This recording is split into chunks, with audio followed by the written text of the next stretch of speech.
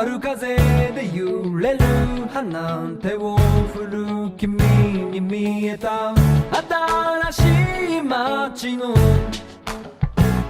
この寂しさいつかは思い出になるはずさ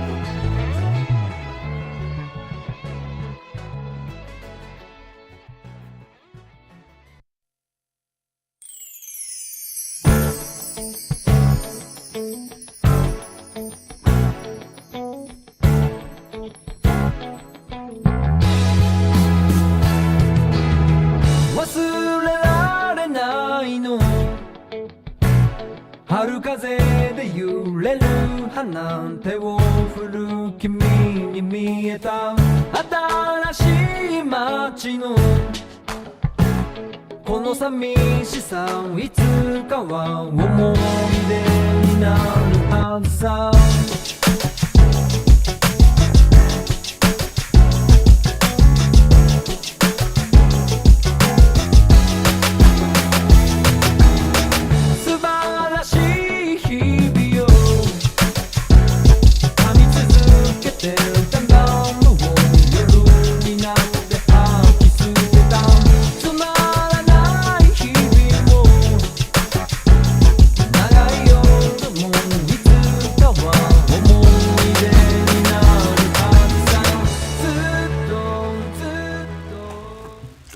What's going on, YouTube? Welcome back to another Stormcast. We are in here tonight with some new news for y'all, some good ones for y'all. We got our co-host here, with us, Nintendo Cisco. Oh, yes. Is that how you say it? Yeah, Nintendo That's how you Cisco. say it? Okay. I yeah. do want to. I'm thinking about doing a name change eventually. I want to Okay. drop that Nintendo. But yeah, welcome everyone. Welcome to this podcast tonight. We have a lot of fun topics to go through. Yep. Yep. And And we we are got all, our recurring guest, Jack. Jack, what's cracking, man? Hey man, it's good. It's a good day to be alive, be here, and to talk about video games, man. Yes, sir. Yes, sir. Before we go into everything, we're gonna go ahead and take a moment to pray. So, dear Heavenly Father, thank you for allowing us once again to fellowship, talk about things that we love to do. In your Son Jesus' name, we pray. Amen. Amen. All right. All right. All right. Cisco, I'm gonna give it to you. all right. Well, we start with our icebreaker. We every week we talk about what games we've been playing. So we'll start. Jack, what have you been playing this week? This past week? Seeing as I wrapped up ZA last week, even though I know there's post content, I dove into Inazuma 11 Victory Road. So I'm by no means a huge soccer fan or football fan, however you say it. But I follow Inazuma 11 for a while. It is something that is not easy to track down to watch. Like you got to do your due diligence to watch Yeah. all of Inazuma 11. But for the little bit that I did experience when I was younger, it was something that was very interesting to me. And then to kind of come back full circle, to not only have this game, but then to also have an anime like Blue Lock kind of give you that feel of getting back into the anime soccer vibe again has been dope. But going into this game, and this game has been delayed since what, 2016, 2018. It's had like two or three title changes, and it's been pushed back more times than I can count. Like it's been ridiculous. But November 13th, it officially came out, and I've been having a blast with this game. All content is not out at this moment in time, but the first story is out. They already told us, hey, look, the second story will be dropping soon. We also have like Chronicles mode. Of course, you have your training modes and over 5,400 characters, not even including yours that you create. And this game has been amazing. I've put in so far, I want to say 6 hours into the game, but this game has been solid. I dabble in Age of Imprisonment, but this one has taken majority of my time. Like I should have held off until I finished Age of Imprisonment, but yeah, this has been my go-to, and I'll be playing it soon as we get off of here too. That's good. You were mentioning like anime and like I bought this one, but I never played it, called Captain Tsubasa. Yep. Yeah, I never played it. I was so intrigued by the trailer, but I bought it, never touched it, not yet. Well, But, for that one, like it has so much potential, right? And somehow they dropped the ball with it. Hopefully they do have like Switch 2 updates, but I doubt they will, especially if they're not necessarily doing any updates as is. But for people that are on PC playing it, they've already modded it to where it looks like Blue Lock. Like it's already like a full-fledged mod system. But I mean, it's one of those games that when I did play it, it's hard to score, and I don't know if it was just because of like my play style, but you think about this big field, but yet you can go and like plow through people, and they like ragdoll onto the floor. It makes it almost impossible to score, but it's a solid game nonetheless. But I would always catch it, definitely catch it on a sale. But if you want to get into it, I mean, Switch is, but I mean everywhere else is pretty decent. that's cool. Cool, And cool. Trey, what have you been playing this week? Well, Pokemon ZA. I'm still messing around with that. I'm not sure, like how. Okay, so I just got to like rank B. So whatever that mission was, where you had to fight that rich girl, whatever like that. I just did that. So I'm still taking my time on it, even though I know for a fact I can just breeze through this right now, but I'm just kind of taking my time just because I don't have anything else to play. I do have some backlogs, so I ain't gonna say that, and I do have to finish some games. But ZA is definitely taking up majority of my time. For the most part, that's really it. I was thinking about getting into one of the games I was playing before on Xbox or whatever, but I was like, nah, I'm not gonna turn on this Xbox. To be honest, I'm thinking about selling my Xbox. So- Xbox is taking up a lot of dust in my my so it needs to go. I'm like, yeah, I'm tired of cleaning it, and I'm like, yeah, you need to go. But yeah, definitely, that's pretty much all I'm playing right now. Now, Jack, did you finish Pokemon? Or you Yeah. still- oh, Yeah, okay. yeah. So Yeah, I remember made it. seeing you pop up on the online, and I'm like, oh, he's cracking away at that game. Oh yeah, I roll credits. It's just, now I'm at the end trying to find my original 3 starters. I already started off with Charizard, but I'm still looking for freaking Bulbasaur and Squirtle. I know they're in Zone 20. I just don't know why they won't pop up. Oh, My that's- kids have caught them already. But I can't find them. I don't. Yeah, they're just in there walking around. You just Yeah, keep chilling. Yeah, that's weird. I found a shiny Squirtle. Really? Yeah, I just Man. walked in and I was like, that's a very bright Squirtle. I'm like, Yeah. yeah. Bling! I'm like, Yep. yes. I saw somebody with a shiny Alpha Charmander. I was like, what is going on? Whoa. I can't even get them to show up. Y'all got Alpha Shiny showing Yeah, up. like how are y'all getting these alpha shinies, man? I got my you know, first. I ran into my first alpha shiny and I caught it. It was a Floette or whatever, Yeah. and she was just floating. I think she was floating in the zone that I don't think they're really at or something. It was weird or something. She was just there, and I just kept hearing it bling, bling. I'm like, where is it? And I kept running past the spot too, and I'm like, where? I cannot find. And so then, like, she was like right in front of me. She was like, blah, blah, blah, and she was an alpha, so she attacked me. So I was like, oh, that's it. Wow. That's So I was like, that's like the only alpha shiny I've seen. But other than that, I'm like, how are y'all finding these shinies, man? I got my first alpha shiny a couple days ago. It was a Scyther. I was really happy about that one. yeah. I got into Scizor and I'm using it on rank right now. Oh, okay. Cool. Not doing so hot.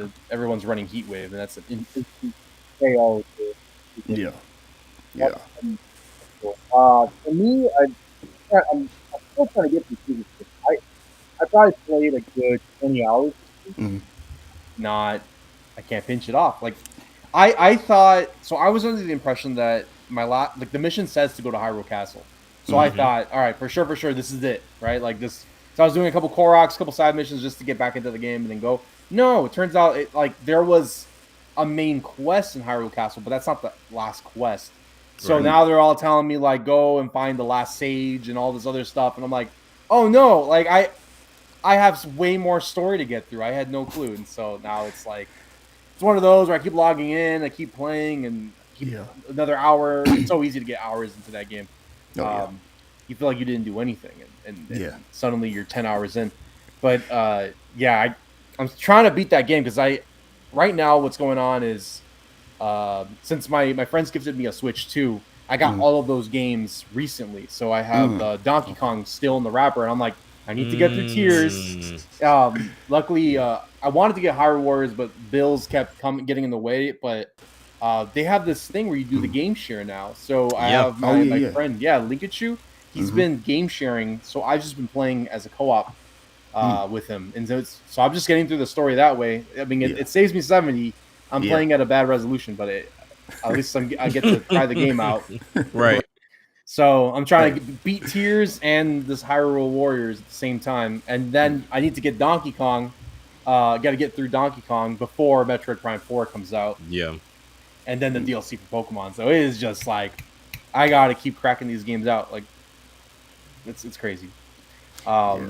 So that's what I'm in. It's just been Tears. I haven't been playing anything else. But yeah. So getting into our topics now. Real quick. Shout out to the chat. Everybody in the chat. I'm not going to go through the list. Y'all know who y'all is. Sandstorm will go through all y'all. But we see you. We see y'all saying what's up. What's up? Yeah. How do I highlight? It should be like Because I know how he highlights. Is it this? Oh, yeah. Yep. Yeah. I got it. Yep. Yep. That's it. All right, welcome, Jay. Yeah, we got a lot of those topics coming up, and wait, I see Dragon Quest. Yeah, Dragon Dragon Quest Quest 1, was 2. doing big, man. Like Really? I said, Dragon Quest 1 and 2 is doing numbers. Hmm. So I mean, look, I want to get into it, but having those long RPGs, I don't think I have it in me right now. Like I gotta, I just went through Pokemon, and Pokemon is not one you got to commit a lot of time to for real. Like you can breeze Yeah. through Pokemon, but Dragon Quest, those games they require commitment, especially with the story if you want to get into it. I really want to get into Dragon Quest, but Yeah, I did haven't. too. It's kind of a tall tower to get through. Oh yeah. And then, all right, well, so let's see, where should we start? Let's think start with about- the movies just to get those out the way I think first. yeah, that's a good start. The movies I think are a big one. So we got the new trailer for the Mario Galaxy. We have a lot to talk about with that one. So and then we have the live action. We got a little like sneak peek that we weren't supposed to see with the Zelda. Oh, really? Yeah. Is it like somebody got like an actual clip of it, or did they do It's like like little? it's like sneaks? somebody hiding in the woods filming it with their phone. That's exactly what it looked like. I'm Just like zooming wait a minute. in, like watching the actors like do a scene. That's crazy. So, so we have, but because of that, we get to see 3 characters in action pretty much. So, Okay. but first with the Mario Galaxy. So, did you guys end up watching the trailer? Yeah, way too many times. No, I didn't. Matter of fact, I'm about to pull it up right now. Should we pull it up? Because I haven't Yeah, seen yeah, it. yeah. Oh yeah. Yeah. Yeah, let's Yeah, I've watched that trailer Definitely. way too many times. And I always justify it by like showing it to somebody else, like, hey, take a look at this. Like, take a look at this. I don't know which one I've watched more, either this one or the Michael trailer. I've been going Oh, back and forth yeah. between those two. Yeah, I recently just seen that one. I was like, oh, Yeah, man. And That- those are that's, all uh, coming out next year. And I'm like, whew. I have not seen this movie because I love Rosalina and I'm scared. It's gonna be too overwhelming, man. I'm terrified. All right, let's take a look. all right. So is that coming up? Yeah. Yeah. Just full screen it for the.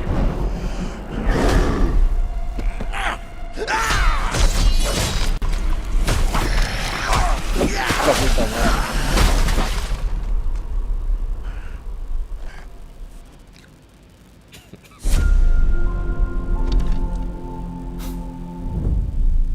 Hey, Wow. big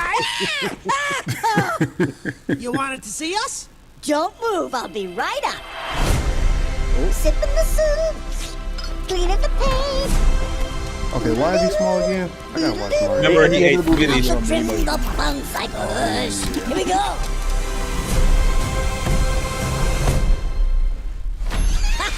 Hey, Luigi. What's up, Mario? Behold, I made a masterpiece for Princess Peach. What do you think? Love the colors. It's trash. Hey, you look at my masterpiece and say that. I'll burn the skin off your bones. Wow. Sorry about that. That's the old Bowser talking. Still working through my demons, I suppose. Anyway, I need my 8 hours or else I really turn into a monster. Tiny Bowser.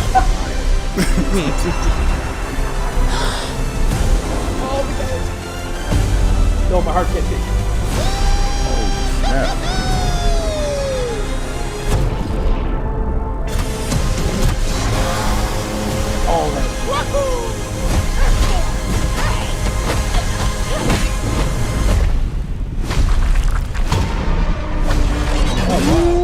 I'm Bowser Jr., and I'm gonna be taking my father now!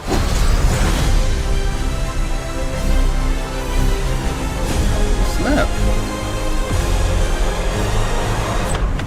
Oh, there she is. Princess Rosalina, you're coming with me.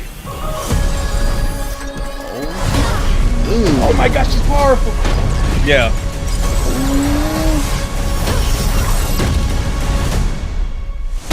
An explosion in the background. Oh man. That's gonna be crazy. That Man. was nuts. Oh, Rosalina. Yeah. Like, Okay, Got you. I Ooh, I survived. I didn't watch that trailer thinking they would put me in the hospital or something. Did you Oh. see the second part? There's more. So it's like There's small. another trailer. It's not a trailer. It was like, so when they were doing the direct, they showed that trailer, and then they did like a second part towards the end, and it was Oh, just right. simply her reading to the Lumas, Oh, okay. kind of going into like the story of Princess Peach, and they were like, "Oh, we don't want to hear about Peach. We want to hear about the plumbers." And so they start chanting that they want plumbers, plumbers, and then they cut it off.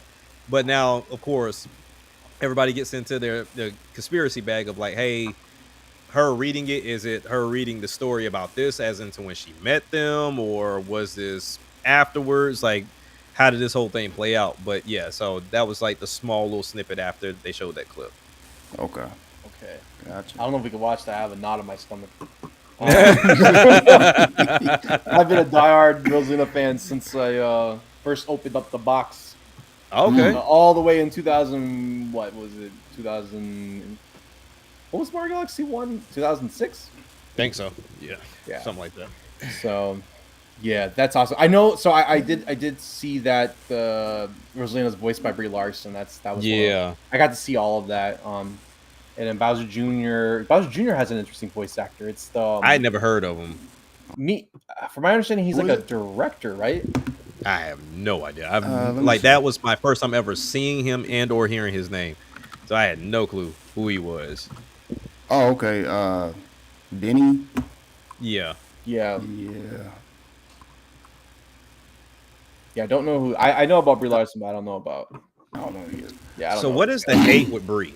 Like, I'm so confused. Like, Her why do people attitude hate Brie Larson so during much? Captain Marvel. Her attitude during that was very stank, and a lot of people. I don't know. There's reports of how she was acting like a prima donna during Captain Marvel. On top of that, she didn't know who Captain Marvel was when she first got the role, type thing. People think that's true. That wasn't true. But there's a lot of speculation around that. You know what I'm saying? Like, she's hard to work with. The same stuff they're doing with the She-Hulk actors. Okay. Same thing. Of Disney slander type stuff. The same thing they did to Scarlett. It was just Brie came in like, you're not finna do that to me. So since then they've been kind of like blackballing her and kind of spreading nasty rumors that could or could not be true. My thing is, You know I what I'm don't saying, so. have to work with her. I just have to watch her. So I don't like. Yeah, she That's do what I'm good. like. I don't. And she do good as a character. Who cares Exactly. behind the scenes, you know? Yeah. She was. I mean, she was in Scott Pilgrim. Yeah, I like the. From my understanding, she voiced. There's a Scott Pilgrim show now, and she was the voice actor for that. And I know her. Well, Captain Marvel, but also Donkey Kong, King Kong. Yeah. The new one, Skull Island or something. She was in that one, right? I believe she was in Skull Island. Let me double check that. Yeah, I about to say, anytime I've seen her in anything, I mean, Might she's have done been. a good job. I mean, even in 22 Jump Yeah, Street. she was. Or was it 22? 22 or 21 she was in? Oh, 21 Jump Street she was in. Okay. Yeah, so I've never had an issue with her at all. So that's why it was kind of weird. The moment it went up, everybody was like, oh, here come the grifters. I'm like, what in the world did Brie do? She was in Fast and Furious too. I forgot about that. Yeah. The She funny was thing with good. Brie for me was for my group N10. I remember we were in a voice call, and I remember there was an argument, and people were like arguing, and then like to break the tension, I was like, "Do you guys think I have a chance with Brie Larson?" And that became a like meme joke from then on. I don't know how it got into the outside of the group chat and then became part of the community. So when they say Rosalina was being voiced by Brie, forget it. I was getting hit up left and right. This guy, his dream come true. I'm like, that's funny. I mean, I don't dislike her at all. Actually, because of the hate she got, it made me like be a supporter of her. I'm like, all right, I'm just gonna go against the trench here and just be a fan of her. But yeah, you see all these jokes about me loving Brie Larson. That's where that came from. Okay. I got all the notifications. But yeah, it's funny. I mean, The first movie, I really enjoyed the first Mario movie, so I'm pretty cool with how everything's gonna be. I have a pretty good faith in Illumination and Nintendo, so not worry at all about who they chose for the voices. I think Bowser Jr.'s voice is a little deep, but Yeah. in that one we were watching, they were like it was kind of distorted. It sounded cool, so I kind of like I it. think it has something to do with the mask that he has on. Yeah, he had that mask. It was yeah. like it was supposed to be like kind of distorting. It's like some kind of Voice futuristic changer. tech Yeah. nano. Yeah. I know that's his I think that's his Mario Wonder look, right? Or is that only from Sunshine? Or was that the Sunshine look? I don't remember. I think that was the Wonder look. I'm not entirely sure because I can't remember what he looked like in Sunshine. But I mean, it could be his Wonder look, or even like Bowser Fury, even Oh no, he's much simpler in the Bowser Fury. Sunshine, so Okay. it's I believe it's the Wonder. For all the new people coming Yeah, in the it's chat, we see y'all. Thank you for coming through. Shout out to y'all. Oh yeah, What's up? sorry, What's up? I'm supposed to be on Hope top y'all of having the. a good evening. Nah, you good. You good. on the chat. I'm just letting everybody know it's a little different. You know, Sandstorm definitely would go down the list. We just gonna say what's up. You know what I'm saying? Hey, it's gonna be a little different. we see you. Wow. That's his Wonder look. There we go. Yeah, that's what I Okay. thought. That was the Wonder look. Okay, Wonder look. Okay. Yeah. Cool. Let me look Yeah. that up. Oops. Sure. Bowser Jr. That mouth is in a bunch of games. Oh, the mask. Yeah. Isn't that in the new game, like the Mario Kart, the world, the new game? That look Oh, on it's like Mario one of Kart the World? like when he's on the bike or something like that, or am I tripping? Oh no, you know I what? think he has it around his neck. I don't know if he has it around his mouth though. Or was it Strikers? He had that. He has it for a lot of the games. It's like his little Yeah. the little mask he has is like Yeah. his trademark. But yeah, no, I'm looking forward to that game. I mean that movie, big time. Big fan of Galaxy and yeah, I'm looking forward to it. Yeah. No, that looks dope. It looks like you know what? I did have questions on how they gonna pull this off and why they jumping straight to Galaxy like that. I thought there was some, but it looks like the way they're doing it, it looks like it's gonna work. You know what I'm saying? They're not going by the games and all this other stuff. They're just it's its own separate story, kind of like the MCU. It's its own separate situation. You know what I'm saying? And I can appreciate Yeah. that. You know what I mean? And I agree with this. I was gonna say like a lot of people thought it Yeah. was gonna be Mario Sunshine that was gonna be next, or Super Mario World, but no, they did Galaxy. But I saw a lot of Mario Odyssey in there Yep, too. Odyssey was in there too. Yeah. Yeah, they were in the what was it called, the Cascade Kingdom or Yeah, with the pyramids. yeah. Yeah, I mean That was- they did that in the first one too. That's why for anybody that think this is like a 1-to-1 representation, it's not. Like to go, the next one wouldn't be Mario Odyssey because you can see glimpse of Odyssey in this for sure. So I mean, no telling where they would go next. You kind of have to see how this one ends. It's interesting though that we got the leaks as well as we already knew because of the ending of the first movie. We saw none of Yoshi in this. I was just about to say that. I'm like, where's Yoshi? That's the same thing I was thinking when I was watching that trailer. I was like, okay, Yoshi's definitely gonna pop up. Yeah. No, No. yeah, you're right. I didn't see Yoshi. My man wasn't there at all, and he done been in. He's on what, the Old Spice deodorant. He just came out in another leak not too long ago, and they showed Pringles or no. something. Like, The toaster strudels or something. They had, yeah, there you go. The one with the sombreros. I think that's Cascade. I think that's it Cascade should Kingdom. be. I don't let me lie to you. I have no idea. It's been is- so long since yeah, I played Odyssey. It looks like it's just the world of Mario with all the games combined, and they're just which I kind of like that. I think you can get stale pretty quickly if we're just going in order of games. Yeah. They didn't have. Oh wait, I clicked wrong. Didn't have permission to sacrifice the Yoshis yet, dude. I wonder if They they'll have actually throw to. that joke in there. They have to. They have to. At some point, Crazy. he has to jump off of Yoshi, and then Yoshi just kind of gets pissed off. I'm like, yo, what? Really? Like, what happened? You trying to kill me? Like, This would be nuts. If the third movie Smash Brothers, that would be crazy. That'd be crazy. But Whoa, that yeah, would that be would the be. only thing that could really like step up from Galaxy. Mm-hmm. That'd be yeah. nuts. Wow. Yeah. Unless they, for whatever reason, go backwards. And Galaxy's like the top. That's I don't know where we yeah. go from there. Yeah. especially if you got glimpse of the newer games already in there. So I don't know, because I mean, really, right now, the way they're, and I don't want to, this is premature, but we had Bowser in the first one. Now we're looking at Junior trying to save Bowser, and there could possibly be a new villain for the third one, being like, let's say, any of the characters from the Mario and Luigi Dream Team games. So I mean, trust me, Peach has plenty of people trying to kidnap her. It's just a matter of like, who do you want to choose when it comes down to kidnapping her, or do you even introduce the Koopa kids in the third one? Because like, oh, Bowser Jr. failed. All right, cool. Even though Nintendo says they're not siblings, we can still say, all right, cool. Like, hey, we're coming to avenge Bowser Jr. because he didn't get the job done, and we are the Koopalings, if you will, the Koopa kids. Yeah.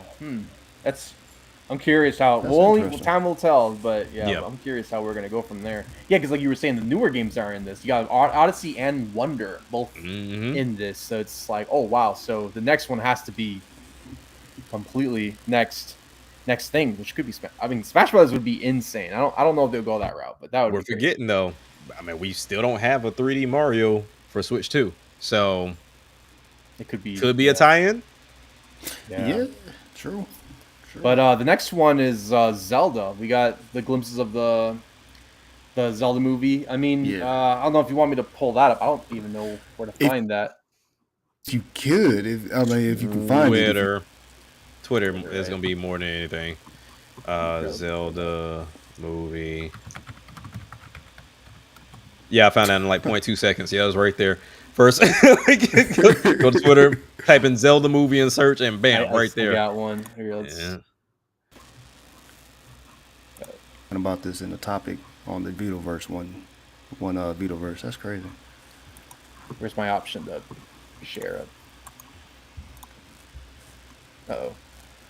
I mean, granted, you can't get much out of it, but I mean, nonetheless, you definitely can see, direction they're going in. But I kind There of we go. saw some posts. It was like, yo, is Miyamoto shut this down because y'all want to leak shit like this? Like, all right. Well, you guys will be able to Playing. see this. You see what I'm saying? The spying. No, right? And you see the film crew. I know. You got got the Starbucks on the side. water. I think it's like, were you out hiking and they didn't close off that area? Like, That's crazy. I think it's hard to avoid this because yeah. they filmed Transformers in Chicago, and I was all in there taking photos of everything. back when they were filming Transformers 3. Yeah, I was trying to do that on Fast. I want to say Fast 9, because they film it here in Georgia. Some of it in Lawrenceville, Georgia. When they say they film stuff in Atlanta, they're really Metro Atlanta. It's like in Gwinnett somewhere. Yeah. You know what I'm saying? But yeah, nah, it's kind of hard not to. You can't rope off everything, especially, is that New Zealand or something that they're shooting this? Oh yeah. Yeah, Like you in the woods. No, you can't rope off everything. You can't cover every, like, there'll probably be somebody out there in a mask, like a moss. Yeah, moss yeah, suit or right. something. Yeah. It's just Yeah. like- Sniper Call of Duty style. It's just like but yeah, no, we see in the I know there's a video going around that shows off Link, and he's got a green tunic on. Okay. But yeah, for there we have Zelda, and she's wearing the blue like she does in Breath of the Wild, and then we see Impa. And we see like a young Impa that looks similar to the one in Hyrule Warriors, the original. Okay. Sorry, I'm trying to catch up on the chat. Lots of things. Yeah, Chat's I was popping about to say, today. She supposed to be old. I thought last time I seen her on Tears, she was. Oh wait, old. Skyward Sword, she was young too. She was old in Tears, wasn't she? Yeah. Yeah, she was. Yeah. So they can go anywhere with this. Like, there are so many timelines and different things going on with Zelda, and I'm not well versed in it. I leave that up to Jay and Prime and, Oh and yeah, Rob. that's they special. That's a cup of tea. bag. So I mean, to see this is like, really, what time frame does it take place in? Do they even care? Is this a brand new story in itself? Is it a retelling? Like, how are they approaching this? Because this will be, I would assume, this will be their first and only live action type movie from any other games. I don't foresee any other game getting a live action. Maybe Metroid, but if anything, this will be the only one. Yeah. Yeah, I was actually he's peeping Tom. I was surprised when they first announced it that they were gonna go straight into a live action Zelda. I couldn't believe it when I first got the news. I was like, they're really just gonna go right into it, and then I remember there was some worry about the director, right? Because it's the director for Maze Runner, I believe. Which I never saw that movie, but I heard some people say like it's not anything impressive. So how could that translate to Zelda? But we'll see. I mean, Nintendo will always make sure that they're like overseeing projects, so they're not gonna let people just go off the rails with their IPs at all. Yeah. See, this would be kind of cool, having it be based off like Hyrule Warriors. Like, I mean, they could. I mean, if they go that Mario route where they just it's the world and they're just taking references everywhere. Yeah. Oh, that'd be cool.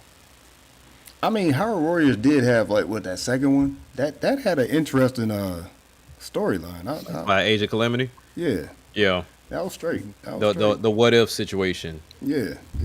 You can easily do it. Because one thing, if I'm Nintendo, and granted, it's nothing big, I'm trying to stay away from anything lore wise, because that fan base gets crazy with trying to find time placement. It's like, oh well, no, it's in this timeline. No, it's in this timeline because you remember such and such died here, and just watch the movie, man. Just watch it. Just watch it.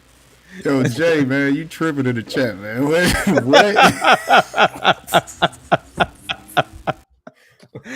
Hey, look, you leave Baldur's Gate 3 alone. Hey, that's if they want people to clap bare cheeks, let them do it. You know? Oh man, that was like the advertisement for the game. I swear. Baldur's Gate. I don't know if you guys played that.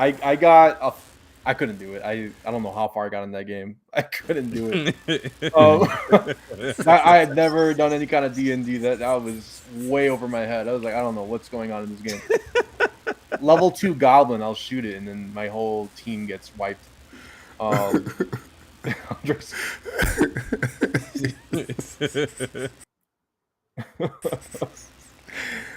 man. But I don't know, when it comes to these movies, so we got the Mario and then we got Zelda, and then now we're talking about Smash Brothers. I see what's it? Fire Emblem. That would be kind of a cool show. I'm curious what else. I mean, I know Nintendo really wants to dive into animation. They've been pretty open about doing that whole thing and like doing more projects like this. So I think the only logical one coming up would be Donkey Kong. I feel like branching into anything I think would make the most sense. Other than that, maybe Kid Icarus. I don't know. It's just like once you start going into the other series, it starts getting like lots of what ifs, and everyone's got different opinions. Exactly. Like if we're animated versus live action, it gets a bit much. Yeah, it does. Yeah. Because I mean, even when you think about everything that they have, I think Pikmin will always stay in the shorts. Like they're gonna keep it in the short bag. I think Kirby falls in that bag too. Like I don't care to see a full-fledged Kirby movie. I don't really care. No, he got to be a guest star like in one of these Mario movies or something. Yeah, like I come don't out of want nowhere to. and be like, what was that? Like, okay. But yeah, Punch Out would be dope. Just off the back of Creed, like I think that'd be dope. Especially like if you look at Creed and you look at something like Hajime no Ippo, like how aggressive that was as an anime for boxing. I think you can knock Punch Out of the park, and then we're in a safe zone now. You can have Mike make an appearance. Yeah, like you can have Mike make an appearance. He definitely can. I don't know if they'll put a weird wig on him and make him look like the younger version. The young version of him. That's the iconic Mike with the part. Yeah, that would look weird, but nah. If you just show him just pop in like, you know what I'm saying? I think that'll Oh, work. Iron Mike. I mean, but with that, would you then go live action? Because I mean, granted, we look at boxing movies, you can really portray those very well in live action. I mean, like I said, with Creed 3, Michael B. Jordan did a heck of a job, like imitating Dragon Ball Z in a boxing form. So Yeah. I feel like with Punch Out, I don't think you go through the whole lineup of Glass Joe all the way up through everybody, but you at least try to, I guess, kind of share his story through the first circuit, and then like that way later movies you can do the second circuit and the third circuit and kind of go through there instead of trying to get him to rush through everybody, or you can just have like him have key matches and then do a montage of everybody else that he's knocking out, and then finally get to either Mike Tyson or I forget his name, the bald head dude with the earring that's at the end of Super Punch Out. What is the name of that dude? Hold on, final boss in Super Punch Out. Nick Bruiser. Yeah, so you can have Nick Bruiser because he has a brother right before that you fight, and then you go and fight Nick because Nick is undefeated and he's built like a tank. So yeah, so I would say like get him to the point to either he fight Mike or either he fight Nick Bruiser and then Mike kind of give him some props at the end or whatever they want to do. Yeah, Punch Out's like very straightforward in how they can run it, and they can have a lot of humor in it too. Punch Out has a lot of humor to it. I'm there's a lot of possibilities. I am Very much so. Yeah. Oh yeah, Jazzy. Yeah, Megalobox. Yeah, that was my joint. I hate that that's not getting anything different from what they showcased already. But yeah, that was a solid anime too. So boxing is easy. Oh wait, wrong. Yeah. Yeah. Very easy. And you could even put DK in that too because he's been in Punch Outs. So that'd be crazy. yeah, like you put DK in. I was gonna say Punch Out also in the Smash Brothers like shorts was really entertaining. I love watching him when he was fighting like Ken and Cinnamoroar and all of them jumping in. And that was so much fun. Like, I would love to see some of that. Going back to the Zelda movie, saying they're not even saying the favorite Zelda movie because of the Snipe fans. That's good, man. That's a good transition if you guys want to Metroid. We're gonna talk about Sniper fans. Yeah. Oh wait, hold on, Punch Out real quick. Some of the characters Punch Out wouldn't look good in live action. That would be cool. In that style of Marvel's What If, was it, or was it Zombies? They kind of have that like art style. Yeah, cool. yeah. Okay. Oh yeah, that'd be dope. But Necronomicon all the way through. All right. Someone said Kirby and Legend of Zelda. Glass Joe's a must. Glass Joe is like, Glass Joe has to be. Yeah. Yeah. But Metroid. So going on to the Metroid stuff. Someone even said earlier, got to pay the Metroid bills. we're getting into it. Man, so how is everyone here with Metroid? You guys big fans? Played through the series? Or? Nah. Actually, you know what's crazy? I think because I still haven't. Look, my Metroid experience is Smash. That's it. Other than that, I might. I think I've played Storm or at Sandstorm's house or something like that. But for the most part, I don't know anything about Metroid. But I was interested in Prime, and I was thinking about grabbing that as soon as I get my my Switch 2 or whatever. So, or is that 4? 4? Yeah, 4 is the one coming out. So, okay, yeah. So, I was impressed with that. So I was like, yeah, let me try that out. But for the most part, you know, I'm not that versed in it. You know what I mean? Yeah. I think I'm right there with you. I've played the games, and this is something I was telling Rain the other day because I put up a post pretty much saying, hey, look, I'm tapped out. I got to wait until next year to get some more games because typically I don't mind buying multiple games, but the fact that all of them have been 70 freaking bucks, I'm like, yeah, I gotta tap out right now until next year, and then I'll get into something. So he asked me, he was like, oh, okay, now that you've seen what you've seen for Metroid, does Metroid still fall in that category of going into next year? I'm like, oh yeah, because like I have nothing against Metroid. My thing is I've tried so many different Metroidvania type games, and I never finish them. So like Ori Will of the Wisp is an amazing game. I just never finished it. I bought Dread, never finished it. Metro Prime Remastered. Never finished it. Like I never finished the games. And it's not to say like, oh, these are just bad games or whatever. It's just after a while, I get tired of backtracking. And it's like, okay, go here. Now you got to go all the way back here. Then you got powers to go back here. Now, if it was short and sweet to the point, kind of similar to how Shinobi is doing it, to where like I'm getting through those levels in Shinobi, and then I know, okay, I got to eventually go back because now you have the powers to go back and kind of 100% the game, then cool. Because in Metroidvanias, it ain't about 100%. It's about just making it through the freaking game because you have to go back to make it through the game. Yeah. So that's where I am with it. Now, what I saw was solid. Like I loved everything I saw about the trailer. I thought this game needed a direct to kind of drive the point home, but I think this overview trailer did a great job of like driving the point home. And similar to what you said before we got online, Cisco, was you could tell they're trying to hide a lot of this story. Like they don't want to give anything away. I mean, even from the bosses, I think we saw like what 1 or 2 new bosses in this trailer. Yeah, so like early demo bosses, pretty much. Yeah, like they don't want to show too much, in which I respect. Like I love going into a game being oblivious. I hate the fact when I play games sometimes and I'm like, oh, I already know how to beat you because the trailers kind of show what you do. So this one really won't be a challenge to where it might have been had I not have seen, a trailer or how many, pieces of content you release.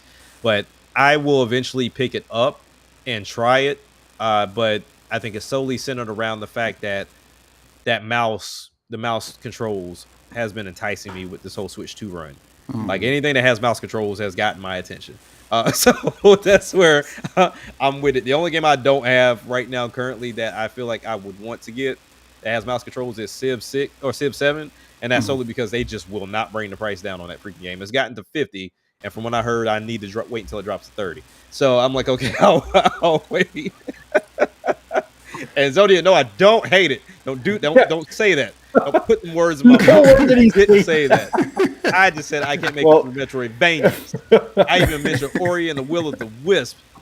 Don't put that on me, Ricky Bobby. Don't you put that I on me. want to play that. Well, I'm like, so Pokemon and Zelda are like some of my top favorite Nintendo titles, but that's like, it's kind of a throwaway pick, right? Everybody's favorite is like Pokemon and Zelda.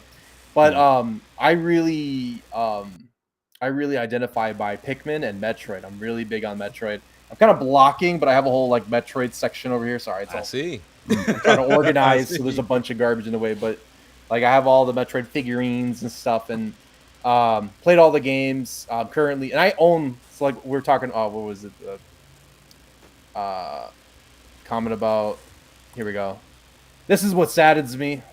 This is just like typical for the Metroid. Like Metroid is just like it's the Nintendo IP. I mean, it's been with Nintendo for since the beginning, and the sales have always been like this. Like it's just Metroid Dread sold the most by far with like 3 million copies, and that's as far as the series has gone.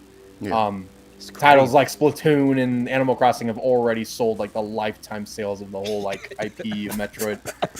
So it's nuts. So the I wish Metro Prime Remastered sold more. But see, like that kind of goes into this topic. So what's going on is they revealed the first like the embargo lifted, and so the game journalists were able to show their playthrough of like up to a certain point, like first boss or something. And oh my gosh, it looks amazing. Like this is the stuff I've been wanting to see. Well, the trailer itself was really cool too. Love to actually see like the sidekick abilities in action. How you can kind of control your like missile, and it's like you're guiding it. And that was like relating to the first boss too, where like they didn't figure out how to take out the boss until they realized, oh, you use the time like warp thing and just guide your shot to like destroy the whole boss. It was cool. But the thing is, it's like it's Metroid, but also like Star Fox fits in this category too. Like, the hardcore fans, like obviously the hardcore fans of Star Fox love Star Fox 64, and they want all the games to be like Star Fox 64. And Nintendo also struggles to deviate away from 64. And then same thing with Metroid. A lot of it is Metroid Prime 1 or Super Metroid that tends to be the foundation of what people like in Metroid games.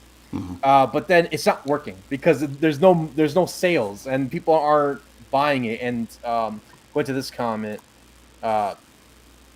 people are concerned Yeah. with the talking character. Yeah. But like haven't played the games. I've not calling anybody out, but like there's a lot of content creators I'll watch, people that I know, and they'll be talking about like Metroid's supposed to be like this. I'm like, wait, hold on. I know the history of this guy. He's only played Prime 1 and maybe Dread, and that's it. I'm like, no. Where were you during the Wii days and the GameCube days? No. Right. So like, Right.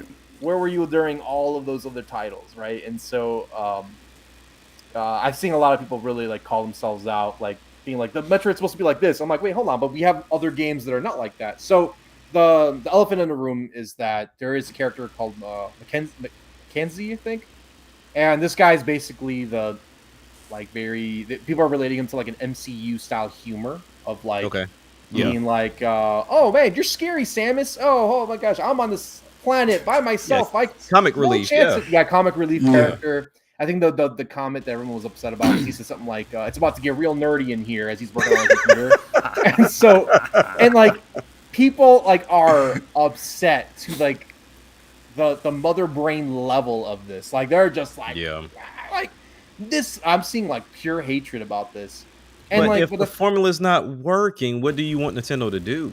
Yeah, because the people who are like, they're not buying the games anyways. Because like you can see the sales. Like, we can't hide from the sales. People are not buying the game. Doesn't matter how loud people are making their voices about how a Metroid game should be. They're not buying it. Right.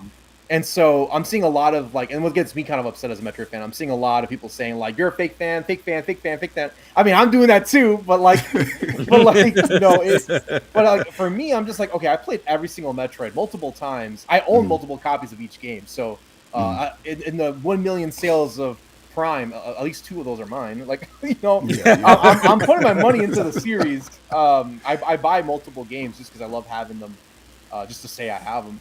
Right. I think I have 3 copies of Dread. Really? Yeah, I have 3 of the special editions because GameStop messed up. Yeah. And they were able to they said, you know what, we messed up. Just take them. Let's do yours. So that was great. So I got lucky. So I didn't really necessarily. I bought technically 2, but yeah. So point being, I have 3 Dreads. So Cisco, let me ask you a question real quick then. Yeah. So I think I've asked this to all of the Metroid fans that I know, which is very small. What do you think the problem is? Like, why do you feel that people in the Nintendo space are not gravitating towards Metroid? And it's not like it's a new IP; it's been around since the NES. So, what do you think is the issue? So that's what I was gonna lead into with like buying all the games. It's like I played through the whole series, and people, I think there's no like. I feel like what people identify Metroid as is something that's so like such a little box to put it in. Okay. So it's all about from what I'm seeing, a lot of people identify Metroid with the isolation of being on a planet by yourself.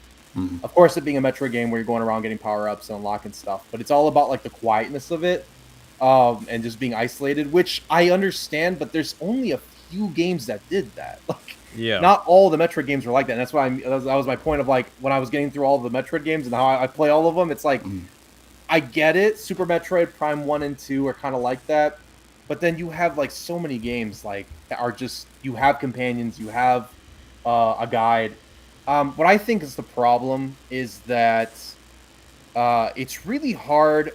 I think what we need like a clean slate when it comes to Metroid. I think we just start over, which is kind of the point of what Dread was. It was to end it, and so they can kind of go into something new. But Prime is kind of going back into a certain point in the timeline. All the Prime games take place in a certain point of the timeline, in between 1 and 2, I believe. Mm-hmm. And so you got Prime 1 through 4 now, but you don't have to play. From my understanding, you don't have to play the previous games to. Okay. 4 should be its own thing. Okay. So really, to be honest, they shouldn't have called it Metroid Prime 4. They should have called it like Metroid Prime something else. Yeah, because I was about to ask you, do I need to like YouTube the storyline real quick before I think they went with it being a sequel because previous characters. Oh, I just realized I'm scrolled up on the chat, so I haven't even been seeing the new ones. I'll scroll up all the way to the top. Oh, yeah. My bad. Yeah.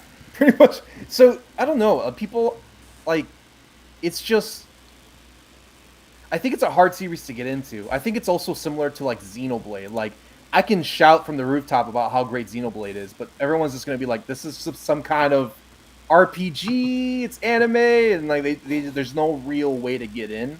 Yeah. So I think there needs to be a way for Metroid fans to kind of be able to get in easier, like new age Metroid fans, so they could just kind of get right in and be like, oh, okay, Samus. Okay, we're gonna do this now. And again, same thing with Star Fox, where you're having this issue of like they want to stay as a rail shooter, but then I don't know. We need to do something new. F-Zero's in the same boat. It's like we need something new, and so that's why with this character that's talking, it's like I don't know. Like they're kind of they're it's meant. I saw the whole gameplay. It is Metroid Prime at its core. Like they have everything going on, sound effects, everything.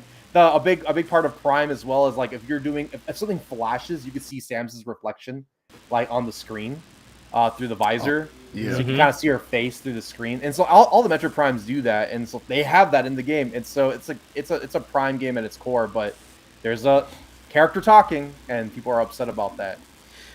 So I look at genres, right? Like where they fall as far as games are concerned. And even though this is like a Metroidvania, I still look at it as a first-person shooter, right? So, because if you think about Metroidvanias, a lot of them are like the side-scroll, 2D action type games. But when I look at first-person shooters, the first thing I go to is like, okay, what are the best-selling first-person shooters, and what do they have in common?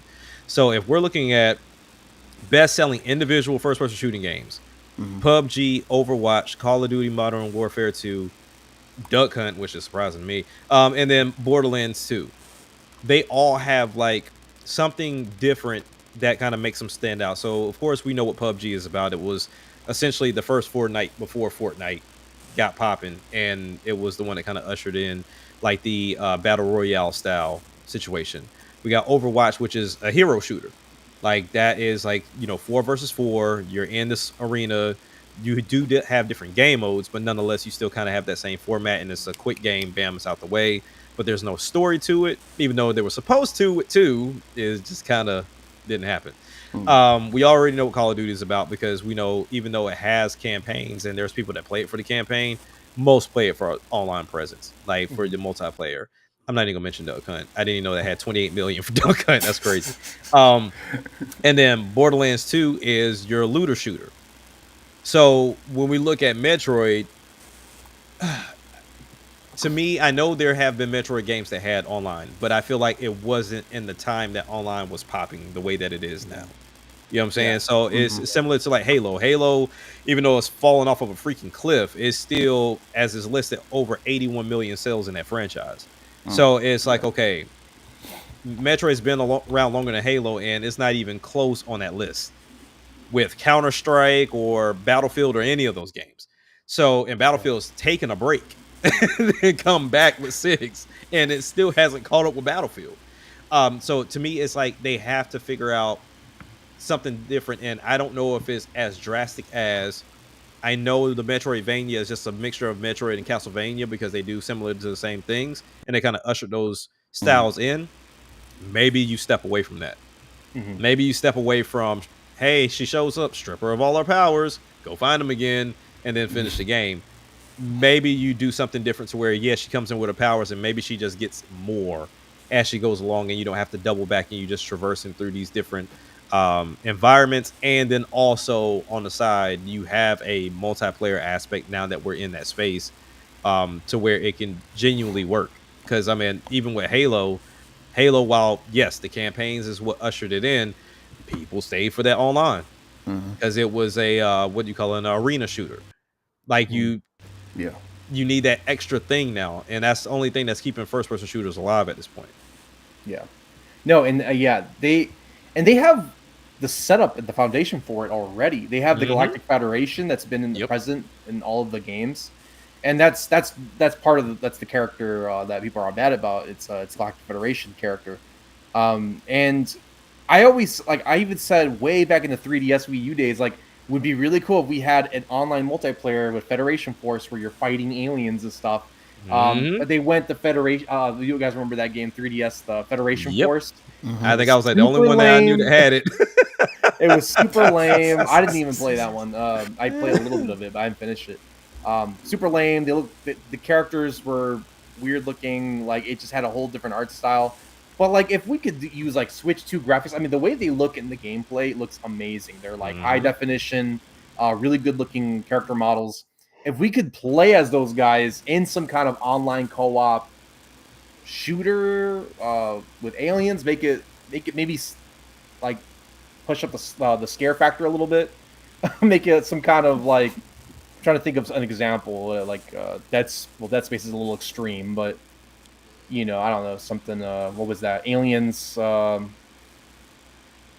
man, there was an alien game I think. No one liked it, but an aliens game where you fought against them as a co-op game, but or like Destiny. I don't know, but like they got to do something. A multiplayer would be really cool. They used to have really cool multiplayers with Metroid, but they're so short lived. Yeah. Because then the service ends within 5 years and it's done. Yep. So I don't know. They could do really cool things, but I think we definitely need a new angle when it comes to Metroid. And I'm excited as a Metroid fan for Metroid Prime 4, but I definitely can see that when I'm trying to tell all my friends, they're just kind of like, all right, it seems like it's just another tall series that they don't know where to start. Yeah. I mean, it definitely seems like we hear a lot of games on other platforms and we're like, oh, it'll flourish over on Nintendo. Maybe the first-person shooter bag just ain't the Nintendo fan base's bag. Maybe it's just something they don't care for. Yeah. And this too, there's another issue with the Metroid community. Big time. Every community I've joined, like Facebook fan groups or something, it's super toxic. Yeah. It is just always. fighting over what's the best game and everything new is bad. It's never civil. Never. Yeah. But I think Nintendo. Well, I don't know. Maybe I'm wrong. Maybe Metroid Prime. You do need to play the previous games. But I wish Nintendo really pushed a message about you don't need to play the previous games. All right, and then so. Do we want to talk about Age of Imprisonment, or do we want to move on to Steam? I mean, I haven't gotten. I've gotten to what I forgot what chapter I'm in, but I don't have much to give other than the fact that hey, it runs smooth. Some of what I'm experiencing is pretty clean. Like, I don't know if I should have started off on very hard, because these monsters are sponges on very hard. Like, goodness gracious! I was watching Jay's gameplay and he did like 4 or 5 combos and he was good. I'm like, wait a minute, like that fight took me about 15 minutes to finish this, and I'm doing flurry attacks. I'm doing the special. I was like, yeah, maybe I need to take it off very hard because these bad boys are sponges on here, and I think that's what's taking me so long. Yeah. So Cisco, what's your experience with it right now? So I'm doing the game share, so I can't see the beauty of it. It's this terrible resolution. Actually, you just reminded me. I was supposed to tweet about that. I have saved gameplay. I was gonna be like, this gameplay is fire, and it's just like pixels. It's just blur. But I have been able to play it. I've done the little co-op game share thing, and I'm really enjoying it. When they first announced Age of Imprisonment, I was like, instant skipping this. I don't want to play any more Warrior games, and I'm one of those that like Age of Calamity. I thought it was a very good quality game, but I didn't like the story, like the what if things they did with it, where it was like time traveling, and then they were changing the timeline, and it's not canon. I wasn't a fan of that because I really wanted to see everything go down at the end. I see why they went in the direction they did because it would have been a very depressing game, but this one is canon, and it's kind of cool. You get to see Zelda's perspective of the story. Yeah. Some of the cutscenes are even the same exact cutscenes that are in Tears of the Kingdom, which was interesting. Oh, really? Okay. Yeah, my Aiden Linkachu was like, "Oh, this is the exact cutscene in Tears of the Kingdom," and I went back and I was like, "Oh yeah, I don't know if it's the exact same cutscene, but it's similar." Yeah.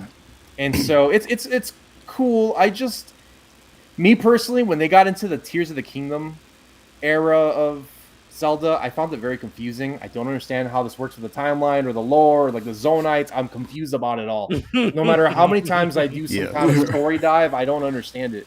I don't understand like the way Ganon comes in and everything's going on. yeah, the Raru, but then where does like Skyward Sword fit in all this? The Right. Master Sword, like but um, yeah. So so then Age of Imprisonment. We're playing this game and I'm lost. I'm like I'm just enjoying it for what it is. I'm enjoying it. You know, I'm just gonna be like 1,000 years ago there was a great war. That's all I'm going off of for its story Hey. foundation for this. Yeah. But Maybe all you it's need. fun. It's a fun. I love Calamo, the Korok that fights. That's my favorite character. That's a good one. Yeah. But yeah, I mean, I think it's a solid game. I mean, I wanted to skip it, and now I'm like itching to get my hands on that and play it. I still want my own copy, even though I'm playing it on someone else's Game account. share. Yeah. Okay. Yeah, I really want to get my own copy. I like it that much. I think I like it more than Age of Calamity, believe it or not. So Wow. I think okay. it's a step up. I've But been I'm hearing kind of the opposite, which is pretty interesting. I've heard the opposite too. Yeah, the Age of Calamity was Age of Calamity. I think had a better roster. It had a way better Okay. roster of characters. There's a lot of throwaway characters just to fill the roster in this one, like random soldiers. They're like, oh yeah, he's he's in this. I don't want to play this guy. He's not even part of the story. Like this is dumb. But yeah, High Rewards I think is pretty good. But man, those $70 prices are killing me. I can't keep up. Yeah, Can't keep up them with those prices. games. Yeah. Yeah. Speaking of prices, Nintendo don't come down on them prices either. no, they don't. That's They're doing their Black Friday deal. They're Yeah. making games $30. I have all of those. They're all just the first party titles that you needed to get. The one game I needed on that list is not on that list, and that's freaking Brothership. Oh, That game will not go on sale, yeah. and I want to play it so bad. I'm like, anytime I'm like, okay, cool, I'm gonna go get it. Something else drops. I'm like, okay, I can still hold off a little bit. Like I just, I just need that one to go on sale. Brothership. I beat it. I played. I finished it, and I think I 100% it. I did all the missions and everything. Definitely get that on sale. I don't know. I don't. I mean, it's cool that you're excited to play it, but I don't know. I'm only excited because of course, the Rocket Mario and Luigi games. Yeah. So, Yeah. but I've heard the same sentiments. It's like, hey, you can wait. Like, like that's why I don't have it yet. It's pretty rough. I think the majority of people who bought that game didn't even see the good stuff because I'm like, who's getting past this like 30 hours of setup just to get to the good stuff? I'm like, everyone's dropping this for sure. It was kind of painful getting through that game, but I got through it. There's a lot of good in that game. I just wish Nintendo took out maybe a good 10 to 20 hours of side content, mandatory side content that I didn't want to do. The filler stuff. Yeah, there's a lot of filler stuff in that game. But That's crazy to hear. yeah, that game Right. was pretty rough. But it was Yeah. good and it's solid, and the gameplay is what matters, and the gameplay was so much fun. So I never real got tired quick, of the combat. Back to Hyro, real quick. Yeah. So as a Warriors type game, like how do y'all feel like the gameplay is as far as like Warriors game? Because like basically, recently we had Dynasty Warriors, Origin that totally kind of changed the way games are played or whatever, or kind of changed up the format. Do y'all see a difference like within other Warrior games in this game or whatever? Like, does it have its own like stamp or thumbprint that stands out the most or whatever to you guys? Yep. Yeah, definitely. I don't know. I feel like I played the Pirate Warrior games, and I didn't play. Well, no, I did. I played a little bit of the Fire Emblem ones. This one just feels like all the Hyrule Warriors just feel, in my opinion, like way better quality. They just feel like there's a lot more attention to detail, and like they put more effort into the game mechanics, like how they're like in this one you can use the little Zonai weapons. Yeah, and you can like equip them, and you can use them anytime you want, and then you have the battery that just gives you that length of time of how you can use them. So they're bringing a lot of elements from tiers to this game as well. Yes, Yeah, big time. Got you. And then there's like, I don't want to spoil anything, but there's moments in the game where they change it up, and I've never seen it in any kind of Warriors game. But there's even a point where it was like almost like a Kid Icarus thing, where like how you're floating in the sky and shooting. Yeah. They have a lot of those moments in the game where you're like I kind haven't of gotten flying there yet. around shooting things, which I thought was really really cool. I was like, see more of this. Like Yeah. I hate to say it, but the more you deviate away from the standard Warriors gameplay, the better it gets. Right. So right. so that we need something like that where it keeps switching up the gameplay and stuff and make it interesting. I think that's really cool. I like Yeah, that. I Sound good. agree. Playing previous Warrior games, playing the Pirate Warrior games, the one thing this one is missing is it's not heavily objective based. So, Okay. like for example, you'll go and you'll play Pirate Warriors 4, right? You'll start off a match and they're like, okay, Luffy, you need to go help here. Oh, by the way, they're about to take over this base over here, so you might need to run back over there. Oh, okay, switch to this person. You need to go over here. So it might be like you have your main mission, but then there might be like 2 or 3 side missions that'll pop up out of nowhere. And then you have to like, okay, do I want to do the side missions? And then it's like, Nami's getting beat. Go help Nami. She might die. I'm like, God damn it. Like, I'm already doing something over here. Like, leave me alone. So it's like you have to like pay attention to the map and then also what's being asked of you, to where in this case, it's like, get to this objective. And that's it. Like, the only time I've seen anything different was when they were trying to show you what you could do in the game. And they were like, okay, you can issue orders, have Minoru go over here, have Zelda go here, and then you as Rauru go in the section over here. But one thing I did notice is if you send them, they're not dying. Like, they can be hit, but they're not dying. Because I've switched from, let's say, like, I'll get down to 1 heart with Minoru and flip off with Zelda. I've seen Minoru get slapped like 2 or 3 times, and that helps you know. So, like, you can send them over there. But to me, it's kind of like a way for you to say, all right, cool, I sent them there. Let me finish what I'm going to do here. Then I'll do the character swap. And then I'm already here. So that way I'm not spending my time running to the next objective. But that's where it differs. Like I said, is those other games, even the Fire Emblem Warrior games. Same thing that they do with the Pirate Warrior games and the other Dynasty Warrior games. They'll throw a lot of crap at you at one time. Like, you'll be in the midst of taking over a base, and it's like, the one you just took over like 2 seconds ago, You got to it's take it being over lost. again. Like, you gotta go take it over again. Like, And such and such died. and then on top it's like, oh, and you have a time limit. I'm like, wait a minute, like, all right, like, it's too much. It's a bit much, and that's why I don't really like the Warriors gameplay, because it gets stressful and it's repetitive. It's like, oh my gosh, the inconvenience. But no, definitely, yeah, you're right.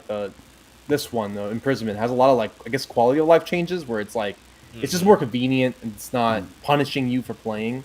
Which is pretty good. But yeah, I was mentioning Kid Icarus, but yeah, Star Fox might be more accurate. But you're not, yeah, I think so.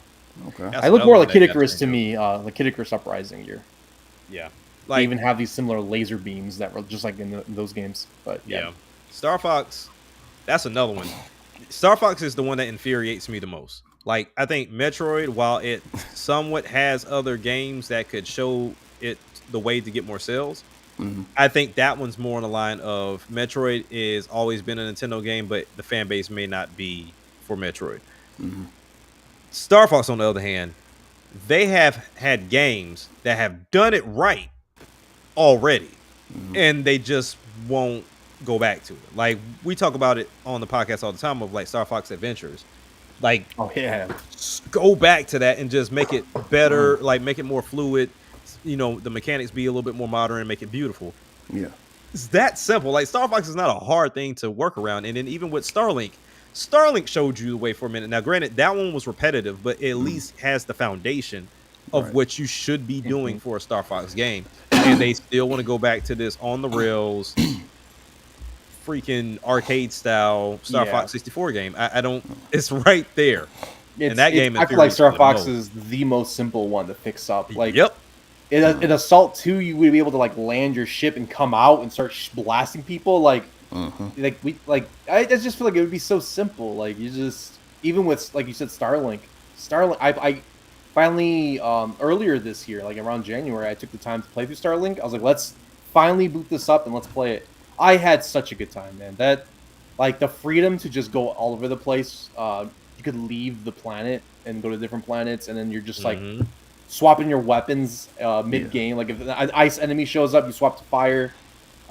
Really cool. I really enjoyed it, and yeah, like you said, it was super repetitive, but it was so enjoyable. And the rail shooting, yeah, it's not really cutting it. You could have moments in the games where the level goes into a rail shooting, but don't make it mandatory for the entire game. I think.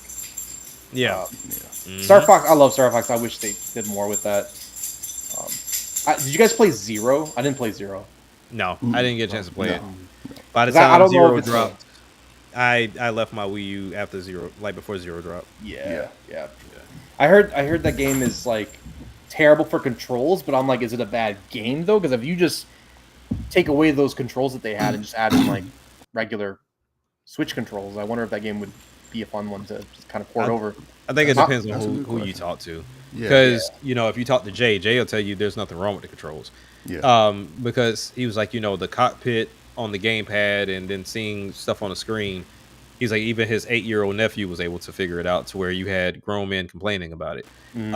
But then, you know, is it a good game? I think, if I'm not mistaken, this was like a reimagining of 64. So I would imagine it's a good game with elements of you switching into different forms of your ship to go inside and disable things. And I mean, it looks like it was a solid game. Me personally, I've just never played it. Yeah. Me either. Well, actually, I got mine like a lot later, like my console. So I definitely didn't play it. But The next, I have one more question though about that Hyrule Warriors. Oh, yeah, but yeah. I forgot. I'll think of it. I'll think of it later. we all have the Steam machine. That I don't know much about that, but that's a big topic. So it's the Steam machine and the Steam frame and the Yep. Steam controller. Yes, I want to sir. say they Wow. announced. Okay. So Jack, where you want to start with this? Let's start with the machine first. Okay. Yeah. So I mean, the Steam machine, if anyone has been into gaming or the news for quite some time, this is essentially Valve's second take with the Steam machine. This isn't their first go around. Okay. But with this Steam machine, one, I mean, proper time and age right now. But then also two, I mean, showing off the specs. This is, from what they said, 6 times stronger than the Steam Deck. And then also you have it to where it's very compact. Like, them showing it is just this small little cube. To, at this point, people are even calling it the Gabe cube. Like, it's like it's something that's That's very awesome. compact. So I mean, it's something that's meant to be in your living room. And you know, we all know big picture mode has been a thing with Steam for a while, and to the point to where that's what Steam Deck does. It goes straight into big picture mode. And of course, they specified this is still a PC. Like, you can still go to desktop mode. You can still, you know, browse, do whatever you want to on this, and you can also install other OSs. So similar to how people were installing Windows on the Steam Deck as well. Because as we know, Linux, you can't do GOG, you can't do BattleNet, you can't do certain games that are on different launchers outside of Steam. So this is they mentioned that it was kind of geared for like the low end to mid tier PCs. So this isn't like for the enthusiasts. You can tell they're really thinking about getting people ushered into the PC space, but trying to do it in a very simplistic way, similar to what they did with the Steam Deck. They did not announce a price, but they did say that all of these devices are set to come out early 2026. I'm looking at some of the 2026, or like how early? Like that's If I know Valve, it'll definitely be by March. Definitely be by March. And because I mean, you think about it, Valve doesn't put their stuff in stores. Is you have to get it from them. So it's not like they have to wait for shipments and all that other stuff. Like, you got to get it from them. So you got to be ready to pre-order. And then if you're in that first group, I'll be surprised if they don't take pre-orders in January and then have plans to ship out by March. Okay. Yeah. Yeah. So how many different versions do they have of it? Like, is it just two? Actually, let me take it back. They have if we're talking about SKUs, there's 3 or 4 rather, because you have the 512 and the 2 terabyte SKU. And then you have their bundles to where you can get 512 or 2 terabyte SKUs with the controller. So you don't have to get it with the controller if you don't want to. Yeah. Okay. So, well, since they didn't name the price, which I would assume that it would be kind of roughly around the same price as maybe a PlayStation Pro. Is that That's what I was that'll thinking. probably be? Yeah. Yep. So what do you think this means for PlayStation X? Actually, Xbox, because they're directly, you know what I'm saying, going at Xbox.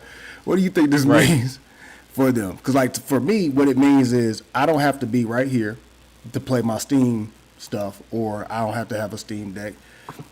I can have my power of my PC in my living room, and I can be playing it laid back on my couch. I know some people probably got their PCs maybe hooked up like a console or something like that. But Yeah. what do you think this means for PlayStation and Xbox, mainly Xbox, in the near future as far as competition wise? Because honestly, I'm not even gonna put Nintendo in this category because Nah. it's not. It's not their lane. No. You know what I'm saying? This is definitely, and Xbox definitely is making their moves on doing that. So Yeah. how you feel about that? Okay, so if you all didn't get a chance to see the video I dropped this week, I kind of went over my ideas of what I think this means for Xbox, but to kind of sum it up here and then also to give a little bit more detail as into what I think, because I've had more time to think on it and to read more into it. What this means for Xbox, really, this is, To me, this is kind of like a punch in the gut. It's not like a killing blow, because of course, this push on social media is like, oh, Xbox is dead. Like, Xbox is out of here. Like, now we just have Nintendo, PlayStation, and out. but that's not close to the truth. If people are not aware, exactly what Valve showed this week, that's what Xbox is doing already. Like, that's their move. That's what they've been saying they're gearing up to do. Now, where I say that it punches them in the gut is because Steam said that all of this is out early next year. This isn't like we'll tell you on the future date when this is coming. They've said this is early 2026.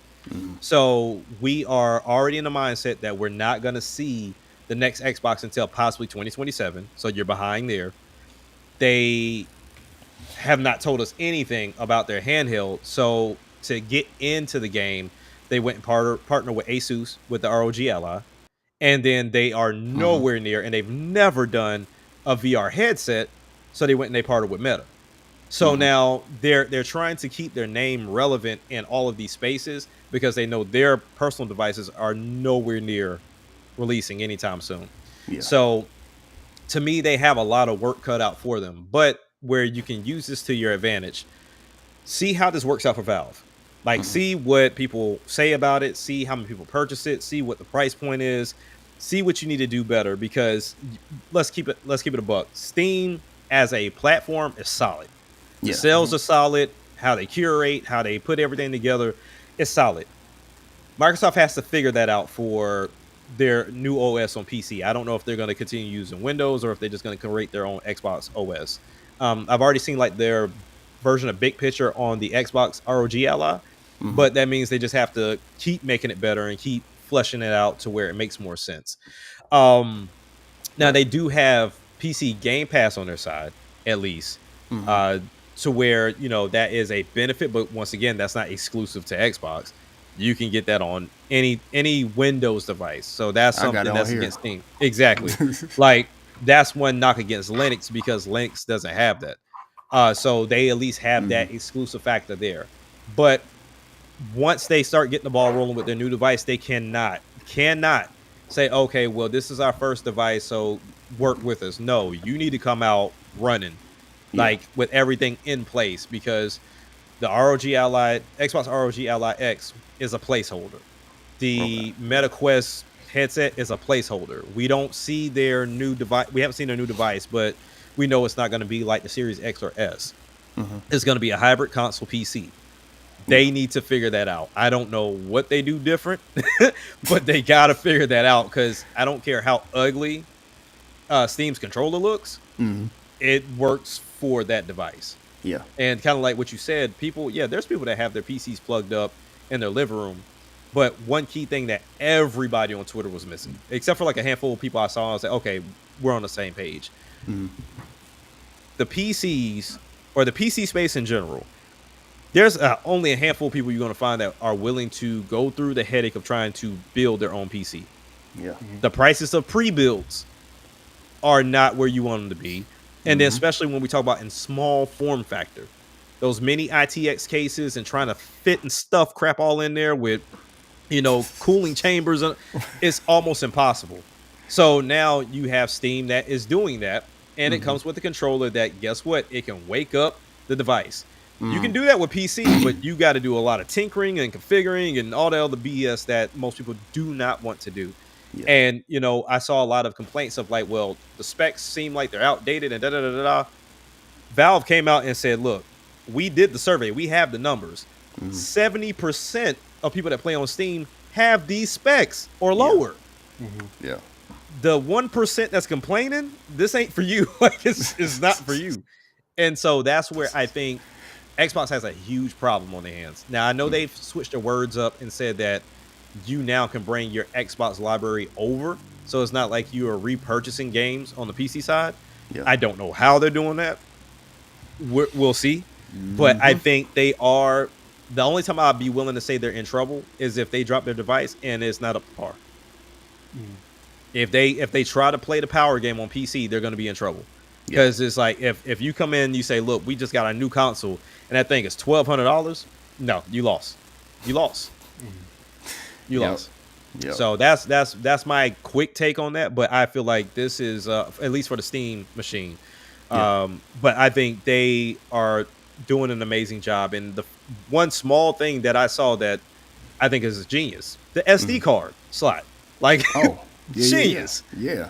I can literally go and get the 512 and then just go get, I think what they got 2 terabytes right now. I think the cheapest one I saw was $150 for a 2 terabyte. Depending on that price difference between the 512 and the 2 terabyte, I can probably get that cheaper. Yeah.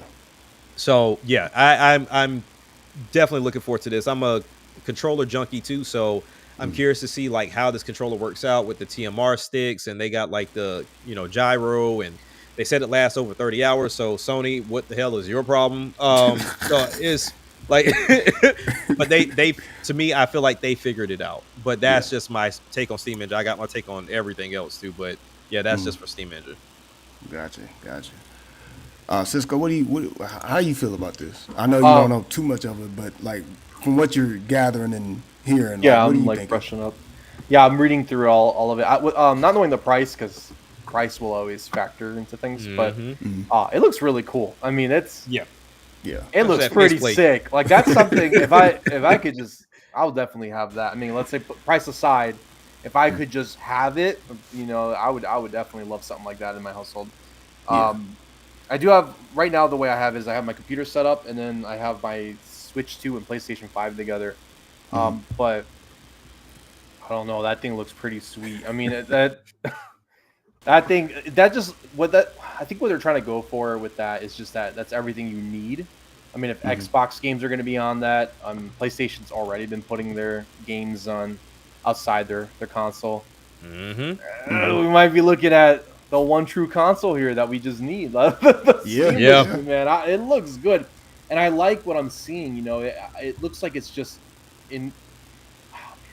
It looks good. Like I'm seeing like the headset and the controller looks fire, and then you have the Steam Deck.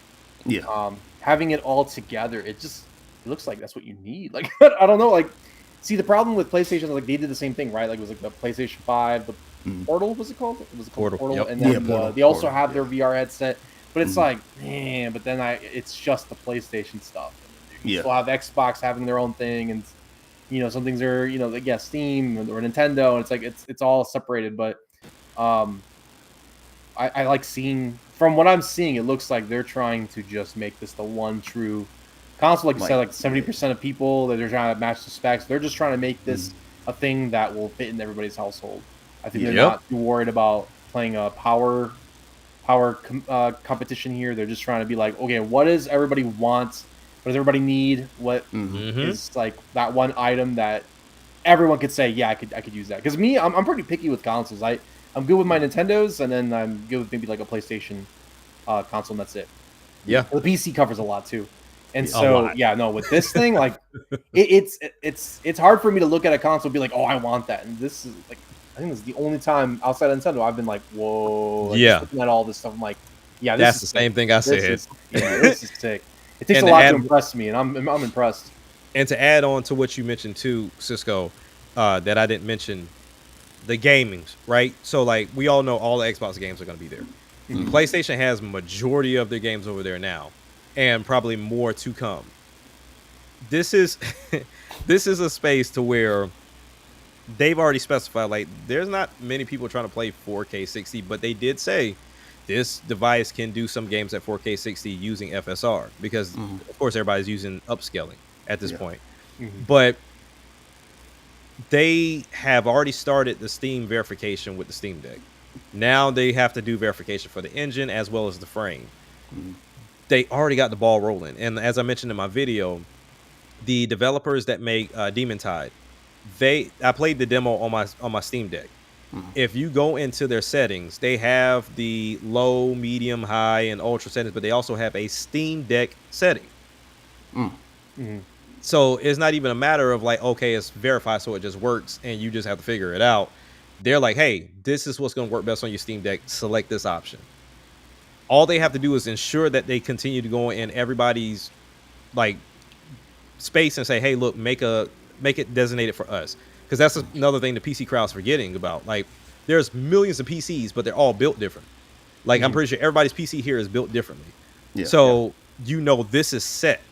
Nothing about this is changing other than the memory size. So now you can set this up and say, look, make something specifically for us, or make it to where you got the specs to where it runs best on the Steam engine or the Steam machine. I keep calling it Steam engine, but Steam machine. That's where you win in the PC space. And then, like we said, the pricing has to be there. But this really does make it more enticing because we haven't gotten into it. But I've never looked at everything, and I knew it was all going to be expensive. And was like, I might need that whole lineup. Like, I already got the Steam Deck, so I'm straight on that. But it's like, there's the Steam machine, you got the controller, and then also the Steam frame. So it's a whole thing, man. It looks, And the thing too is like, man, off the top of my head, I can think of so many people that have told me in the past 2 years of like wanting to build a PC, but they don't know how to like approach it. Man, this just makes it so simple. There's no need really to be like, oh, how do I build a PC? Just go get the new Steam machine. And it's going to be supported. Because that community for Steam, oh my goodness, man. Like anything that goes wrong, go to the community boards and they found a way to fix it or found a way to mod this or do this or change that. Yeah. Like Decky, Decky tools or the Decky mods. Amazing. Like changing how your intro is when you turn your machine on, changing like the style of how your games look when you scroll through them. Like they already have that stuff. And so it's just going to transfer over to the Steam machine. It's great. Yeah, that looks good. I definitely want one. And once we see the price, but for sure, like definitely at face value, it looks pretty great. So I'm guessing price might come out maybe next month or Probably the beginning of the year. So that's definitely something we all need to, look out for. So I was trying to look at some of these like features that it can do, right? Is it saying that this thing can connect to your Steam Deck? Like it can all everything can all connect to one. So So think about it this way. I mean, because it can do it now with your PC. But think about it this way. You know how people talk about the PS Portal, like, oh, you can remote play from PlayStation? Yeah, that's this. Got you. Okay. Yeah, no, this is a threat. This is definitely a threat. Sony ninjas and Xbox agents need to do some infiltration over the weekend because they just dropped a bombshell. I'm definitely excited for this. I'm definitely like, you know what? And I'm very a PC essentially. What else it can do? Because like if I can sit up here and like like play a game, but actually like do what we're doing right here, like be on my couch and do a podcast from my couch with all the like the materials I use for my editing on my couch, it's over with. It's done. You can with, essentially you know do what that. I mean, like you can essentially do that because I mean that's like you said is it plays into everything. Like granted, yeah, the Steam Deck can run games on its own, but if you have that game that just doesn't run well on the deck, just run it through your Steam machine and have the remote play that way. Or like I said, we're getting might as well get into it, but also the Steam Frame. The Steam Frame being their VR headset, and granted, once again. And I preface this more than anything, you don't have to get these devices because let's say you just want the Steam machine.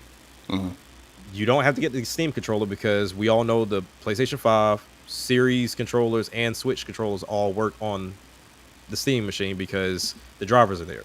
Yeah. Then you also factor in, okay, well, what about VR?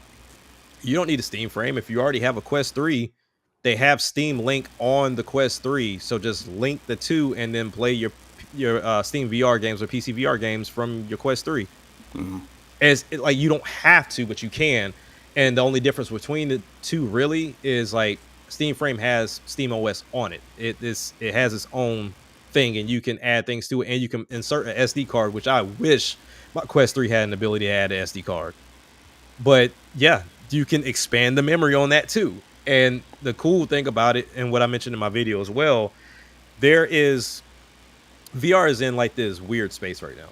Like you have that crowd that's like, oh, the reason why VR hasn't popped off is because we haven't had that killer IP. That's a lie. Like VR has had quite a few killer IPs. Yeah. You have a crowd that's like, oh, well, the graphics are not right. Well, you got PC VR. Then you have the other side that's like, oh, okay, well, we don't have all that in the culmination of wireless, which could be a thing, but I beg to differ. So when you look at what this could offer, I don't know what the frame is costing either. This could be in the same ballpark as the Quest 3, which is like 500, or it can be a little bit higher because it can possibly do more, especially when we talk about eye tracking.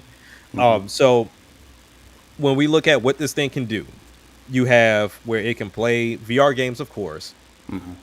Then you have the ability to do flat gaming in VR, and I think this is one of the most slept on features for people that haven't used it.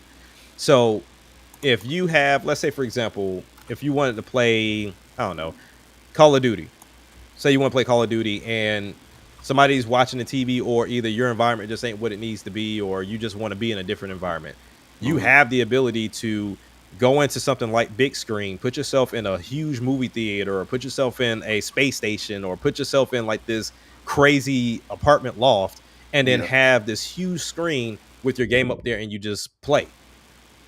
Like, and then also because speakers are built into the headsets, it's like 360 sound, like it's spatial sound. So, and then with their controller, what they're doing different, and I hope Quest 4 mimics this, because everybody's been mimicking the Quest. I need everybody to mimic this one, like, because essentially they just took a controller and split it in half to where the 4 face buttons are on the right controller with a stick, and then you have the D-pad and the stick on the left with bumpers and triggers, and then also the grip on the side. Currently, right now, everybody's separating the face buttons on 2 separate controllers. So you got buttons on the left and button on the right, and it can get confusing sometimes because you don't know which button is which. So it's like, so it's kind of hit or miss. I need everybody to mimic this controller. And then not to mention, like, if they price this right, this is exactly what I said Microsoft was trying to do. This is why they jumped in bed with Meta with that limited edition Quest 3. This is why they jumped in bed with Asus for this ROG Ally. They know what they're doing. This is the next wave. It's the wave of, if you want to get into VR, come over here. If you want to get into like high-end gaming, come over here. If you want to do this on the go, come over here. And Steam just beat Xbox and Sony to the punch. They really just beat them to the punch. And and it's not like they're a new company either. They have it laid out. Like, they already have everything on point. We talk about like platforms. I think somebody said it best, is like we're in platform wars right now, to where like with Steam, you don't like a game in 2 hours, like within 2 hours, return it, get your refund. It's all convenience. It's convenience. For the and people. Xbox don't have that. Sony don't have that right now for Nope. you to do a digital return and get your money back. You got to call them and complain and figure out what went wrong. Like it's just like they got to figure all of that out, and I don't know how fast you can do it, and I don't know when or if they even plan to do it. But Steam got one with this one, and like I said, you can do all of this without a TV, because if you want to play on the handheld, you can from that machine, so that way you don't have to worry about graphics. And then if you want to, feeling froggy with some money, play it on a 120-inch screen in space as well on the VR headset. Like is doable, and I hope this does numbers for Half-Life Alyx, because that is still touted as the best game on VR for PC. But once again, not everybody could buy the Index. The Valve Index was just way too freaking expensive. Yeah.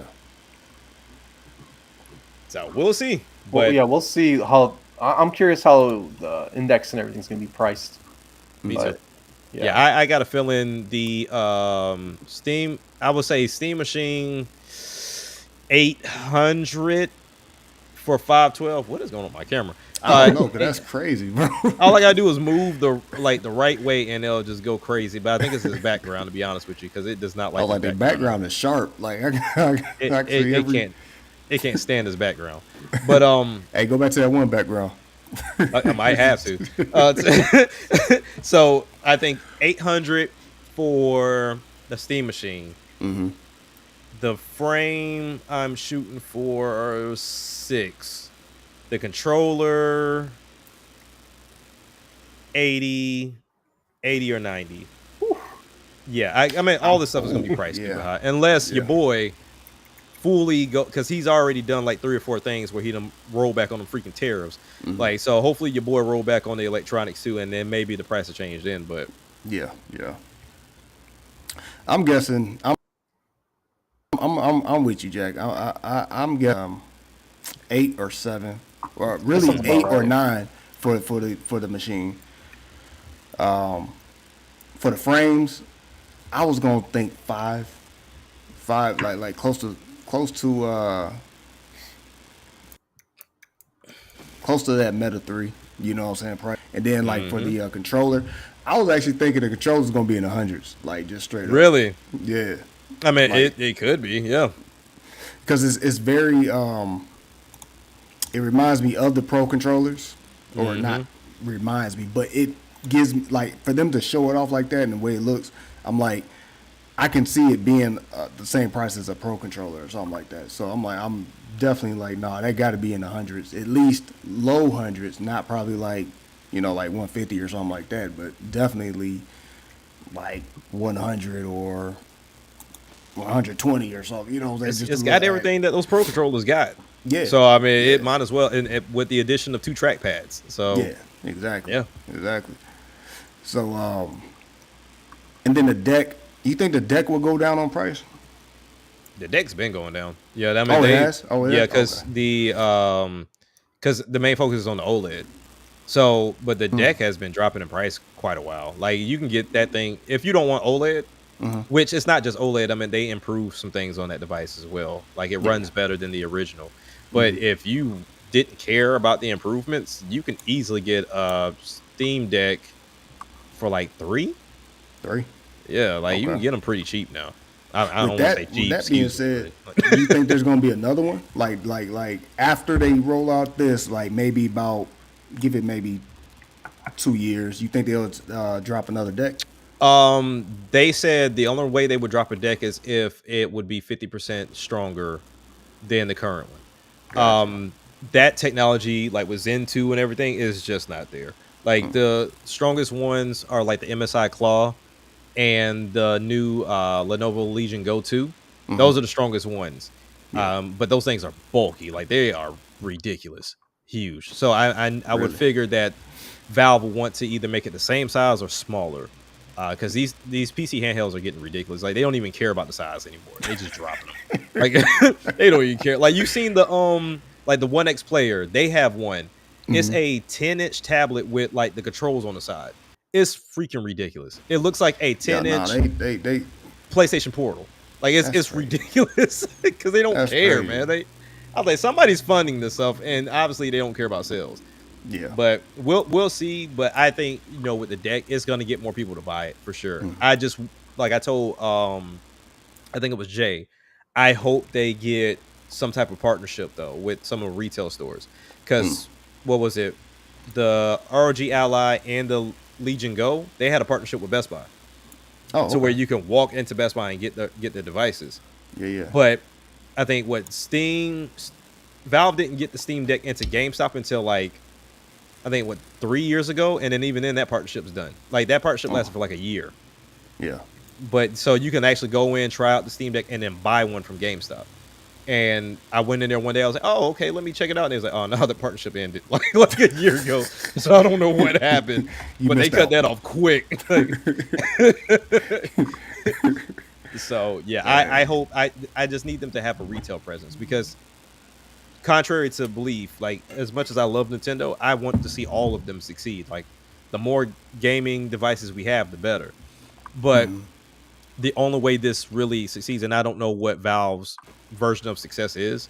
I don't know if they care, because really Steam is going to be the money that Gabe will ever need. Like them getting a percentage from every game that comes out and sells on that device, they'll be fine. Like they can eat this cost. But I would love to see this pop up in like a Best Buy, a Target, and any other store that sells pre-built PCs. Yeah. And that way to get some eyes on it. And I think it'd be pretty dope, because I mean, Best Buy, once again, they have the Quest 3s. They have the Quest 3 demos. Like every store has like Quest 3s, but Best Buy has like an actual person there that helps you demo the device. Okay. So yeah, so they can definitely do what's it. up. I'm about to go to Best Buy for real. Yeah, because they have a whole rep. Because I know, like here for two of them, they have a whole rep. Same way, like they have like a Samsung, Apple, Windows, and then like for us, when I used to work there part time, they even had like an HP rep over by the printers. Talking to you about printers. So like they had a Quest rep for a while. I don't know if they're still there, but they had a Quest rep for a while. He would just sit there, just on his phone, like, "Hey, you want to try it?" Like, "Sure, all right, cool." And then he'll just throw it on you. And then as soon as you're done, he's like, "All right, cool. You want one?" Like, "No." "All right, cool." Like, so he was just there to throw it on your head and call it a day. Like, he really didn't care. Yeah, I'm definitely I'm about to check that out, because I've been trying to like get into my VR situation. I think I've asked you about VR because I was thinking about it, but I might need to wait. Yeah, I would say honestly, I will wait solely because price for one, and then two, your library. I think honestly, there's only like 2 or 3 games right now that have, I guess you can call it cross buy.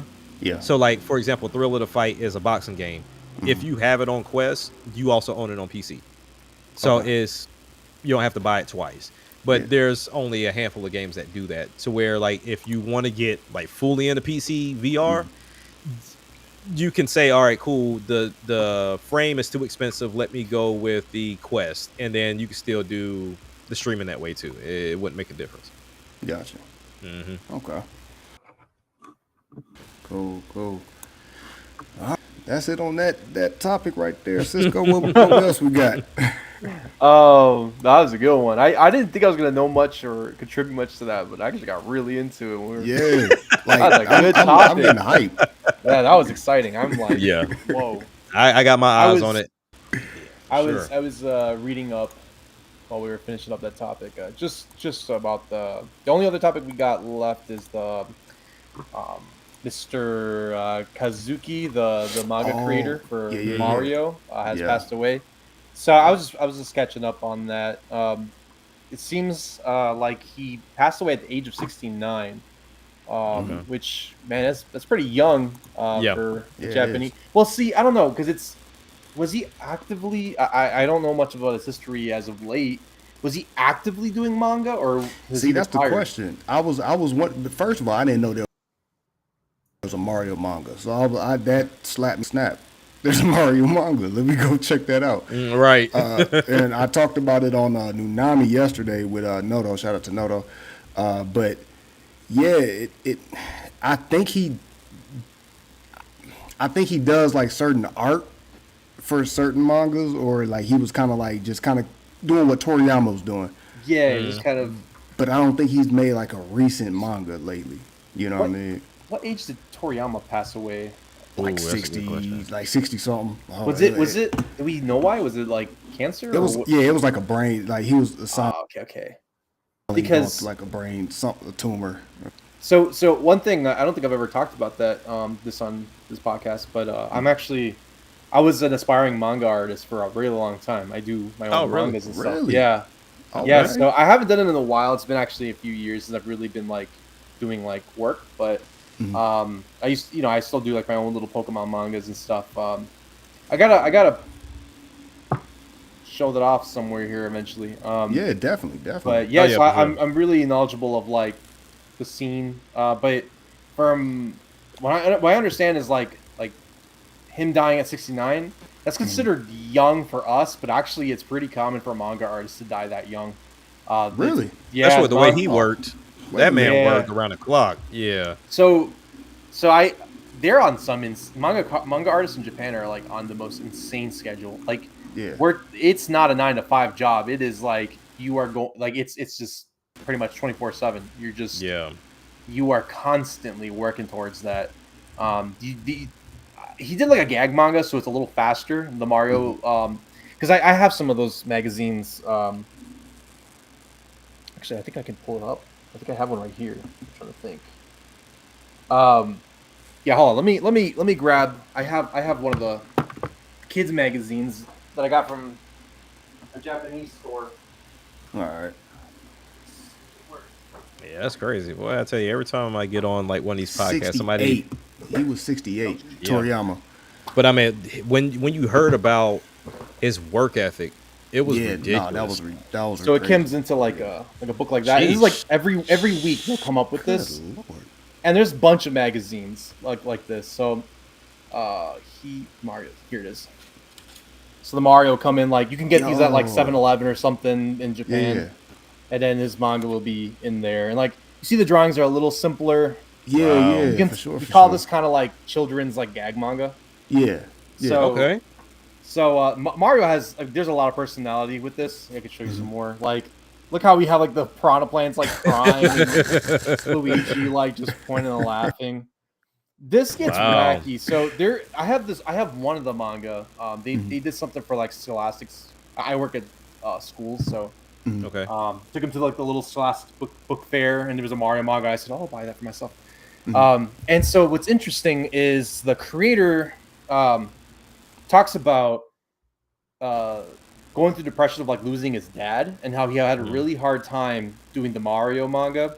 And so I don't know if like he was okay after a certain point or like because like I don't know in the manga I hated how his conclusion to the passing of his father like how he got over it because Yeah. it kind of was a very Japanese work-based way of saying I'm doing okay, and it was just like he kind of just drew Dr. Mario shoving a pill down his throat and being like, "You're okay now, wow. like keep working."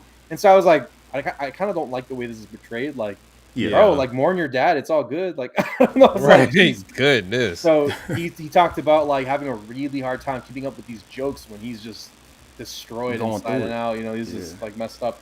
So I don't know, but I just know that they work really, really hard. They like a Shonen Jump manga artists, ones who do like One Piece or Naruto, they have to do about 20 pages or more every week. So, and it took me 2 weeks of nonstop working to just get 20 pages done and for a contest. Yeah. And I didn't even have a good artwork like that. That was like I just had to Yeah. Put some do on it there, quickly and send it out, and yeah, so it was really difficult. I don't know how these guys do it.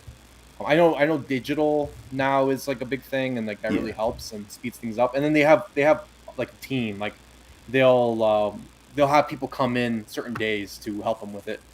But yeah, so this guy's made the Mario manga. I mean, there's some funny jokes in there, like that even got me. One of my favorites, like you know the sheep is like that fish in Mario. Yeah. Like Yeah. Mario's interacting with one, and like it's like shooting water out of its mouth, and he was like, "Oh, that's cool. Like you can use water. You can like shoot water out of your mouth." He's like, "Yeah, I could do both ways." And he just like pees on Mario. Like Mario's just screaming as it's like in his eyes. Like they have some good gags in it, and it's like it could be pretty raunchy just for the kids. You know, it's It's Okay. funny. I was reading Interesting. it to my student, and he was getting a lot of laughs out of it. But it's very fun. If you ever get a chance to read the Mario manga, I do recommend it. Might be a little silly. I mean, it's for kids. This one's for sure for kids. But they I got didn't some. even know they existed, man. Yeah, right. I always saw the like the Mario This that is- style. I've always seen the style, Uh-huh. but I've never like. It took me a while before I actually figured out. Oh, this is a comic that I can read myself. Yeah. Yeah, I don't know if it's translated. I know there's like a book. I have a book that's like translated, but I don't know if we have like if you're able to actually read the whole thing. Mhm. But unfortunately, he passed legend, and it doesn't say what he passed from, but Yeah. you know when you're a manga artist, I can only imagine like Stress. it's They gotta brutal. be, You have the yeah. worst diet. A lot of them get into cigarettes. Yeah. Oh yeah, you see that a lot too. Jeez. Yeah, and they get sick. I think the oldest that I'm looking at this list right now, the oldest manga creator, he was a co-creator. He died at like 88. Everybody else 88. died at like in their 60s, or like something. 50, 69. Like 69 is the magic number because like it seems like I'm seeing 69 throughout this whole thing. Besides Toriyama, he died at 68, which he was getting closer to 69. Wow. Yeah. I didn't know that. It's crazy.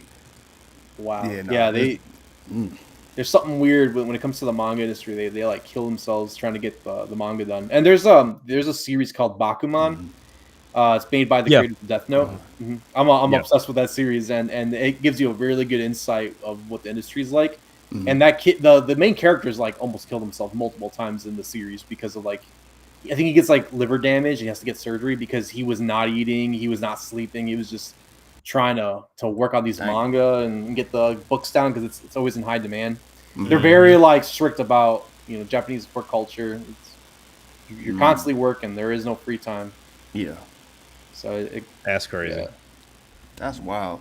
And you know what's crazy is that I always look at, well, I don't know why I look at Japanese people as like health gurus because that's definitely China. They usually are though. Like, they're known for being healthier. Yeah. But it's like I will always like I see us Americans with our unhealthy diet, like living just a little longer than they are, but they're not dying from their like what they take in food is choices. what they're not putting in their body, or like the sleep, the Yeah. stress, like that's what's killing them. And I'm like, wow, that's Which is It's nuts, amazing. man. But I mean, you see like their dedication to the craft, and then just really pouring into it and having something that you care about that long or and that strong for is amazing because most people don't find it. And we even remember like Sakurai, he had to chill for a minute with Smash. yeah. So yeah. it was like, yeah, you just kind of get too caught up in it, and then you don't know how to shut it off. Sometimes you got those workaholics like that. yeah.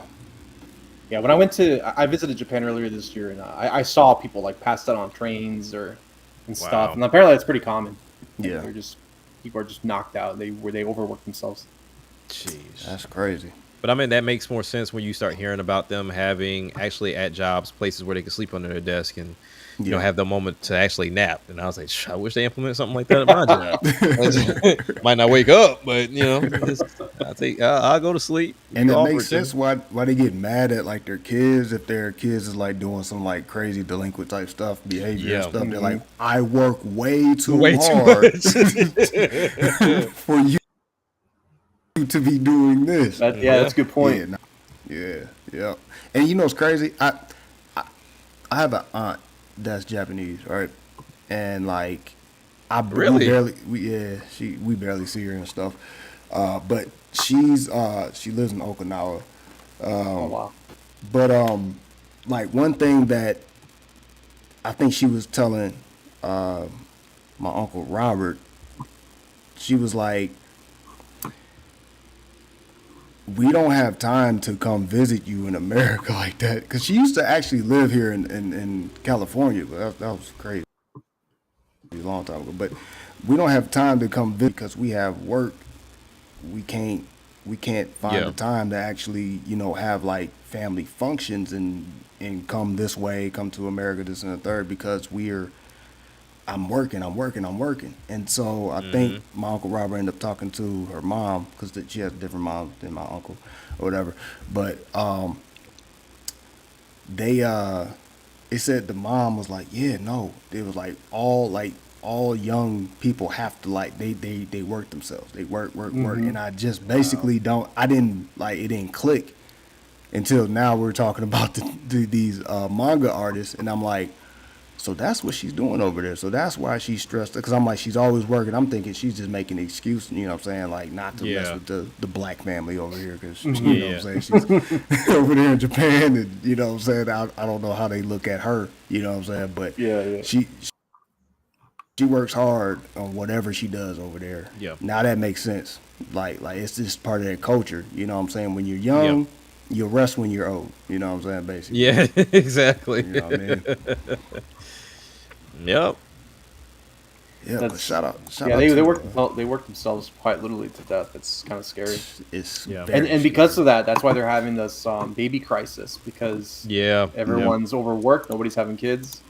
Yeah. And then now they don't. But it's like they will literally like run out of people. Yeah. And it's a well-known big issue with Japan. They're like, wow, we are actually gonna just run out and just stop. We're gonna stop being a country, basically.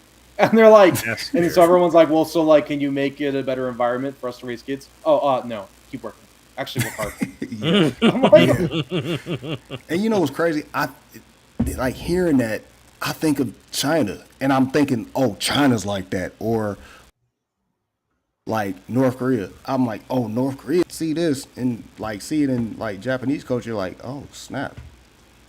That is wild, bro. Yeah. Like, y'all need to do what y'all kids are doing, because, like, their kids ain't doing nothing at all right now. No. They're just, dude, I seen the other day, dude, there was this Japanese rapper, and he was showing the life of, like a lot of his people he hang around. I'm like, oh, they just like us. And I'm thinking, like, us, like, you know what I'm saying, like hood black people or whatever like that, right? Mm-hmm. So I'm like, oh snap, man, they're like us, and I'm like, this must be like two different sides and stuff like that. No, it's generation. It has nothing to do with like different sides of town or this part of no, it's generation. Like their parents, they don't even talk to them. You know what I'm saying? Wow. Just because they're looked at like you're not doing nothing. So you're kind of, I'm not associating with you. You're ashamed. I'm ashamed of you. Go, get out of here. You know what I'm saying? That's crazy. And it shows in their art too. Like they're what anime was I watching, dude? It was like the parent was like very ashamed of the. Well, that's almost all anime, to be honest. Yeah, you'll never really see the parent. It's like the older brother taking care of the younger sister and all that. Yeah, you never like, see the parent for real. Like, real talk, I think Ash mama's like that. Ash's dad never showed up the whole series. Nah, he exists. I told you, I used to think it was Giovanni. Oh yeah. It still might be. Who knows? Man, all I know is there was an episode, one of the final episodes before they ended Ash's story, was that Dad was home, so Ash like rushed to the house. And at the end of the episode, he makes it, and then she's like, "I'm sorry, he just left." What is this dad doing, man? Kid beat, bro. Like, you ain't gonna wait for Ash, and he be all right. He ain't seen me. Like, I'll see him later. I got places to be. I'll see him later. Dude, Ash was the one that started crying, bro. I was like, nah, that's crazy. This man right now. Poor Ash. Bro. Ash deserves That better, is bro. crazy. But what's crazy is some of their some of that stuff be real. Like some kids probably had that and be there, they going home and stuff. But I'm about to go see my dad, and as soon as they get there, he gone. I see lots of anime. He had to leave. I wonder if that's a thing. Ash Ketchum is Anakin Skywalker. Bro. His dad's the Force. or that's true. Gohan. Or somehow he's Palpatine Somehow in the Palpatine. Force, and they kind of like did some kind of. So it got to be the professor. That professor or whatever. I think the professor is actually Professor Oak. Could be. Yeah, Professor Oak is That means he related to Gary then. Yeah. At that point. Yeah. There's a lot of theories of who Ash's dad really is. There Like, out was there. Giovanni was the big one. Yeah, I definitely thought Giovanni was his daddy. Yeah. I don't even lie to you. I think Pokemon Company didn't like that theory, so that's when they created that one character for Heart Gold Soul Silver, the new rival that was Yep. Giovanni's son. Yeah. It's like I'm the son. I'm like, I see what you're doing. I see. Hey, They you didn't, know they didn't what I want would've Trainer did? Red being associated with that. Yep. That is crazy. But rest in peace to that manga creator, that whatever. What's dude's name? Hazuki Hazuki. Motoyama. Yeah. Rest in peace to him. Jay makes you wild, bro. So Like, when I What when I was in, when I was in Japan, I just saw that. yeah, y'all leave Goku alone, man. He tries his best. Hey man, To not be in a Goku, shower. What was like- it? Gave the Yeah. sensu bean to with a cell. Worst dad ever. They're has about a to dad, win. man. No, Go Cell, has here you it. go. Gohan's dad is green. He's Yeah, That yeah, is that's green his dad. for sure. Best grandfather too, bro. Like he take care of Pan. Yeah. You holding it down. No, but going back to Kazuki, yeah. Mhm. So I went to so when I was in Japan, we did there's a manga museum, and they have a cafe, and in the cafe, I wish I could like pull up pictures, but in the cafe, manga artists draw an illustration on the walls, and they sent it, and Kazuki's illustration was on there, Mario's picture, Oh snap. As and I also I That's didn't really talk about this. I went to go visit Shokan, who's the guy who worked on like 3 and like all these other different projects with Nintendo. Yeah. Mhm. And he has this like bar in his like place. It's like it has all of his collection, like his Nintendo collection. It's like a little like mini bar that you can go and visit. You have to sit and like it's a secret place. We had to be in public. A guide had to come pick us up and say, okay, we weren't allowed to know an address or anything. So then they like kind of take us into a building. We go to a certain floor, and then that's his because he's like a Nintendo legend or something. So he, he has to be protective. And he told us, he's like, yeah, like people like the big people like Miyamoto will show up and hang out in there. And so in his collection also was one of Kazuki's drawings. Dang. Of the Mario, and it was specifically made for him. Like it was signed and it That's was dope. to him, autographed and everything, and framed. There was a lot of cool stuff in there, and I actually have Shokan's hat by some crazy thing. I had a Nintendo New York hat, Yeah. and he never seen it before. And he's like, New York, that's the coolest thing ever. And so I was like, Actually, that do sound hard. Like if you got that, I need to see that. That sound hard. I gave it to him. I was like, you want it? And he was like, "What? You're giving it to me?" I'm like, "Yeah." And then he kind of like looks up, and my friends are like, "Wait, what is he doing?" And he grabs his own hat from his own creation, like it's his own custom-made hat, and he's yeah, like, yeah. "Here you go. It's a one of a kind."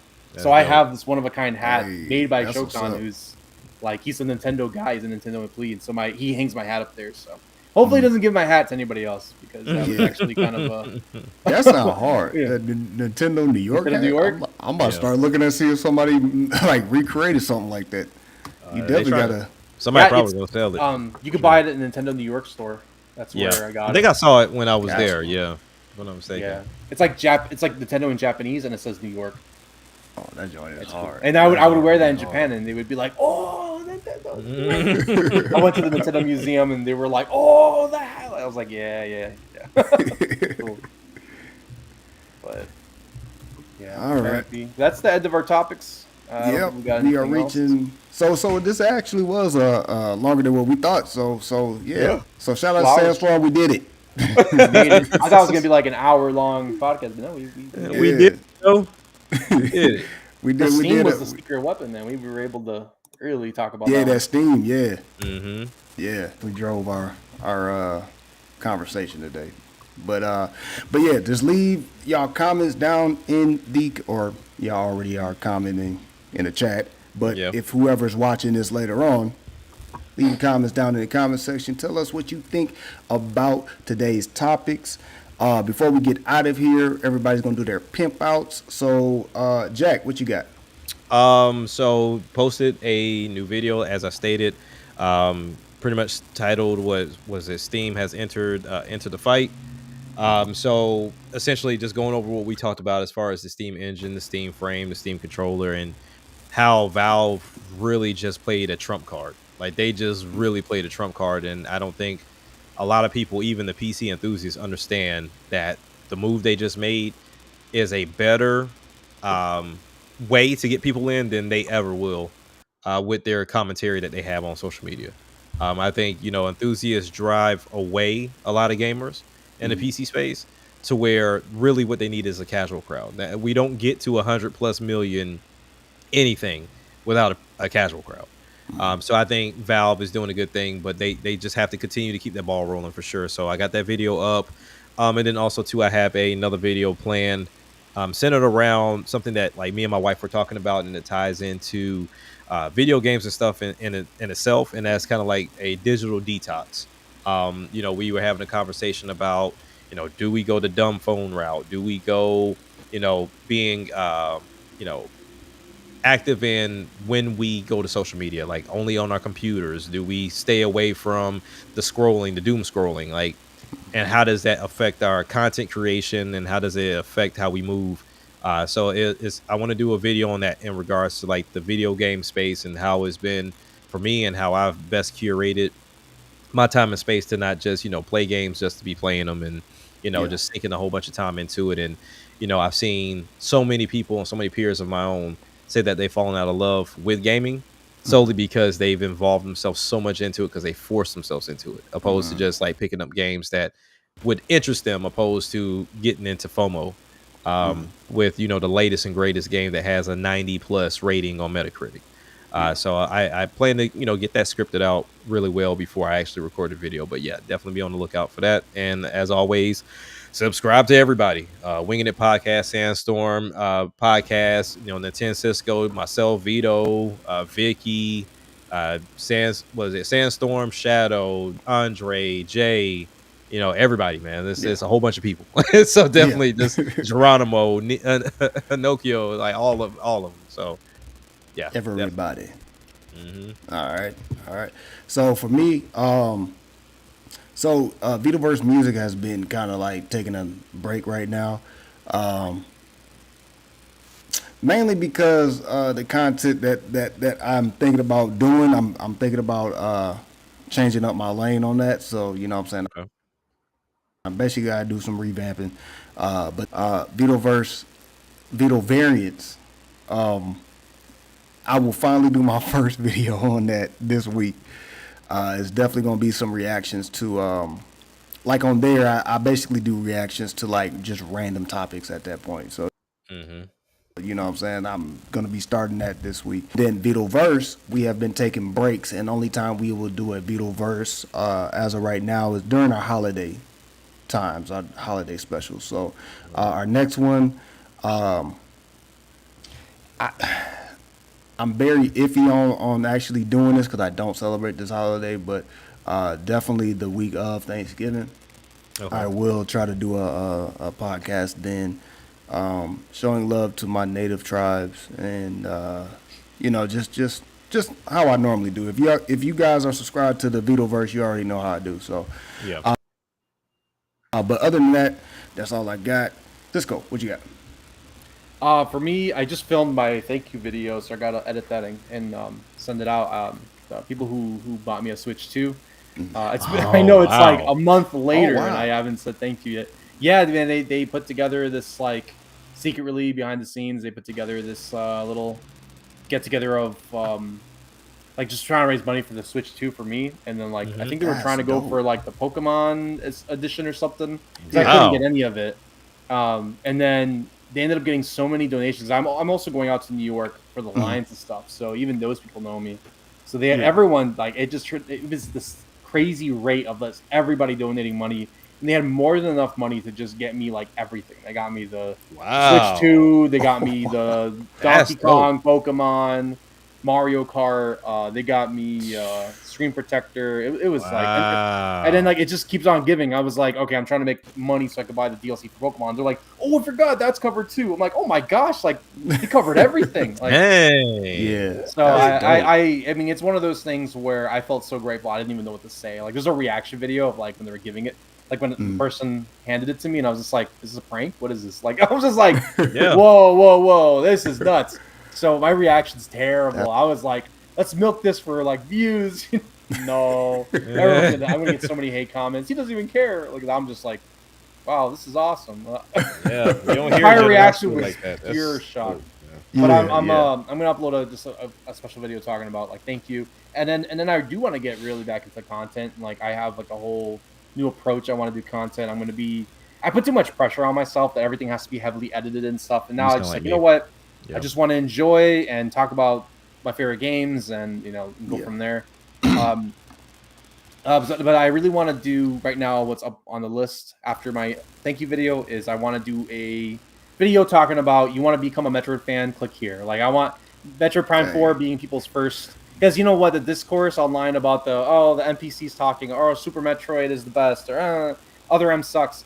Done with that. I don't want to engage in that. You know, it's so toxic and it makes people not want to join in. Yeah. These sales are looking bad. I think I'm gonna do what I did with Pikmin, which was like I just kept saying, "What is Pikmin?" I would do all these different videos, like, "What is Pikmin?" These are the different Pikmin. This is the story. And so I want to make like a Metroid video, like, "Oh, never play Metroid? Click here." And I'm just gonna be like, "This is who Samus is. This is how the 2D games play. This is how the 3D games play. This is what you can expect to see in Prime." Like I'm just gonna be like, "This is exactly what you're supposed to do in the game." A brief story and just get people just to at least be like, "Oh, okay, I kind of get what Metroid is now." And so just to get Yeah. I need like I know a lot of people like to gatekeep and we have like a very niche like the Zelda people are really into the lore and Metroid they're very into like a particular play style, but I'm really about like bringing the casuals in. We got to get as many casuals to get into the game Yeah. as possible. I know that a lot of people say like that's a bad thing, but I mean look at Animal Crossing, look at Splatoon, look at so many different titles. Zelda wasn't even like I think people forget Zelda wasn't even a big seller at some point. No. Like, Zelda struggled too. Breath And of the now Wild Zelda's- saved that. Yeah. Zelda was rivaling God of War in terms of sales. So it's Yeah. like it's I think every series has potential. It just needs to hit that Hit you know, that special one. Yeah. Sometimes it's timing. Among Us was a little game and suddenly now it became a Yeah. like a that's face of crazy. gaming for a while. Like sometimes it Yep. just hits. So The simplicity of it all is crazy. yeah, so Nintendo really likes to, they don't give up on their titles, and sometimes it's just timing. And so, Animal Crossing was the one that really got the big money last generation. Who knows? Metroid could be one too, but we need to like make the casuals, the people who haven't played it, get into it. So Yeah. that's my goal with the video. Sorry, not to keep rambling. Oh, no, but no, that's dope. That's dope. that's my ideas right now. Yeah, definitely. Because I like I was saying earlier when we were talking about the Metroid, I was like, do I need to watch a video? And basically, you just, you know what I mean? So I'm definitely watching. I'm definitely gonna stay tuned for that. Sweet. But anyway, guys, we'll see you guys next week, same time. Hopefully, Sandstorm will be back. Shout out to Geronimo. Shout out to Nautical Yui. Those are other members of this podcast as well. But until next week, y'all be safe out there. Cisco, go ahead, cue us out, man.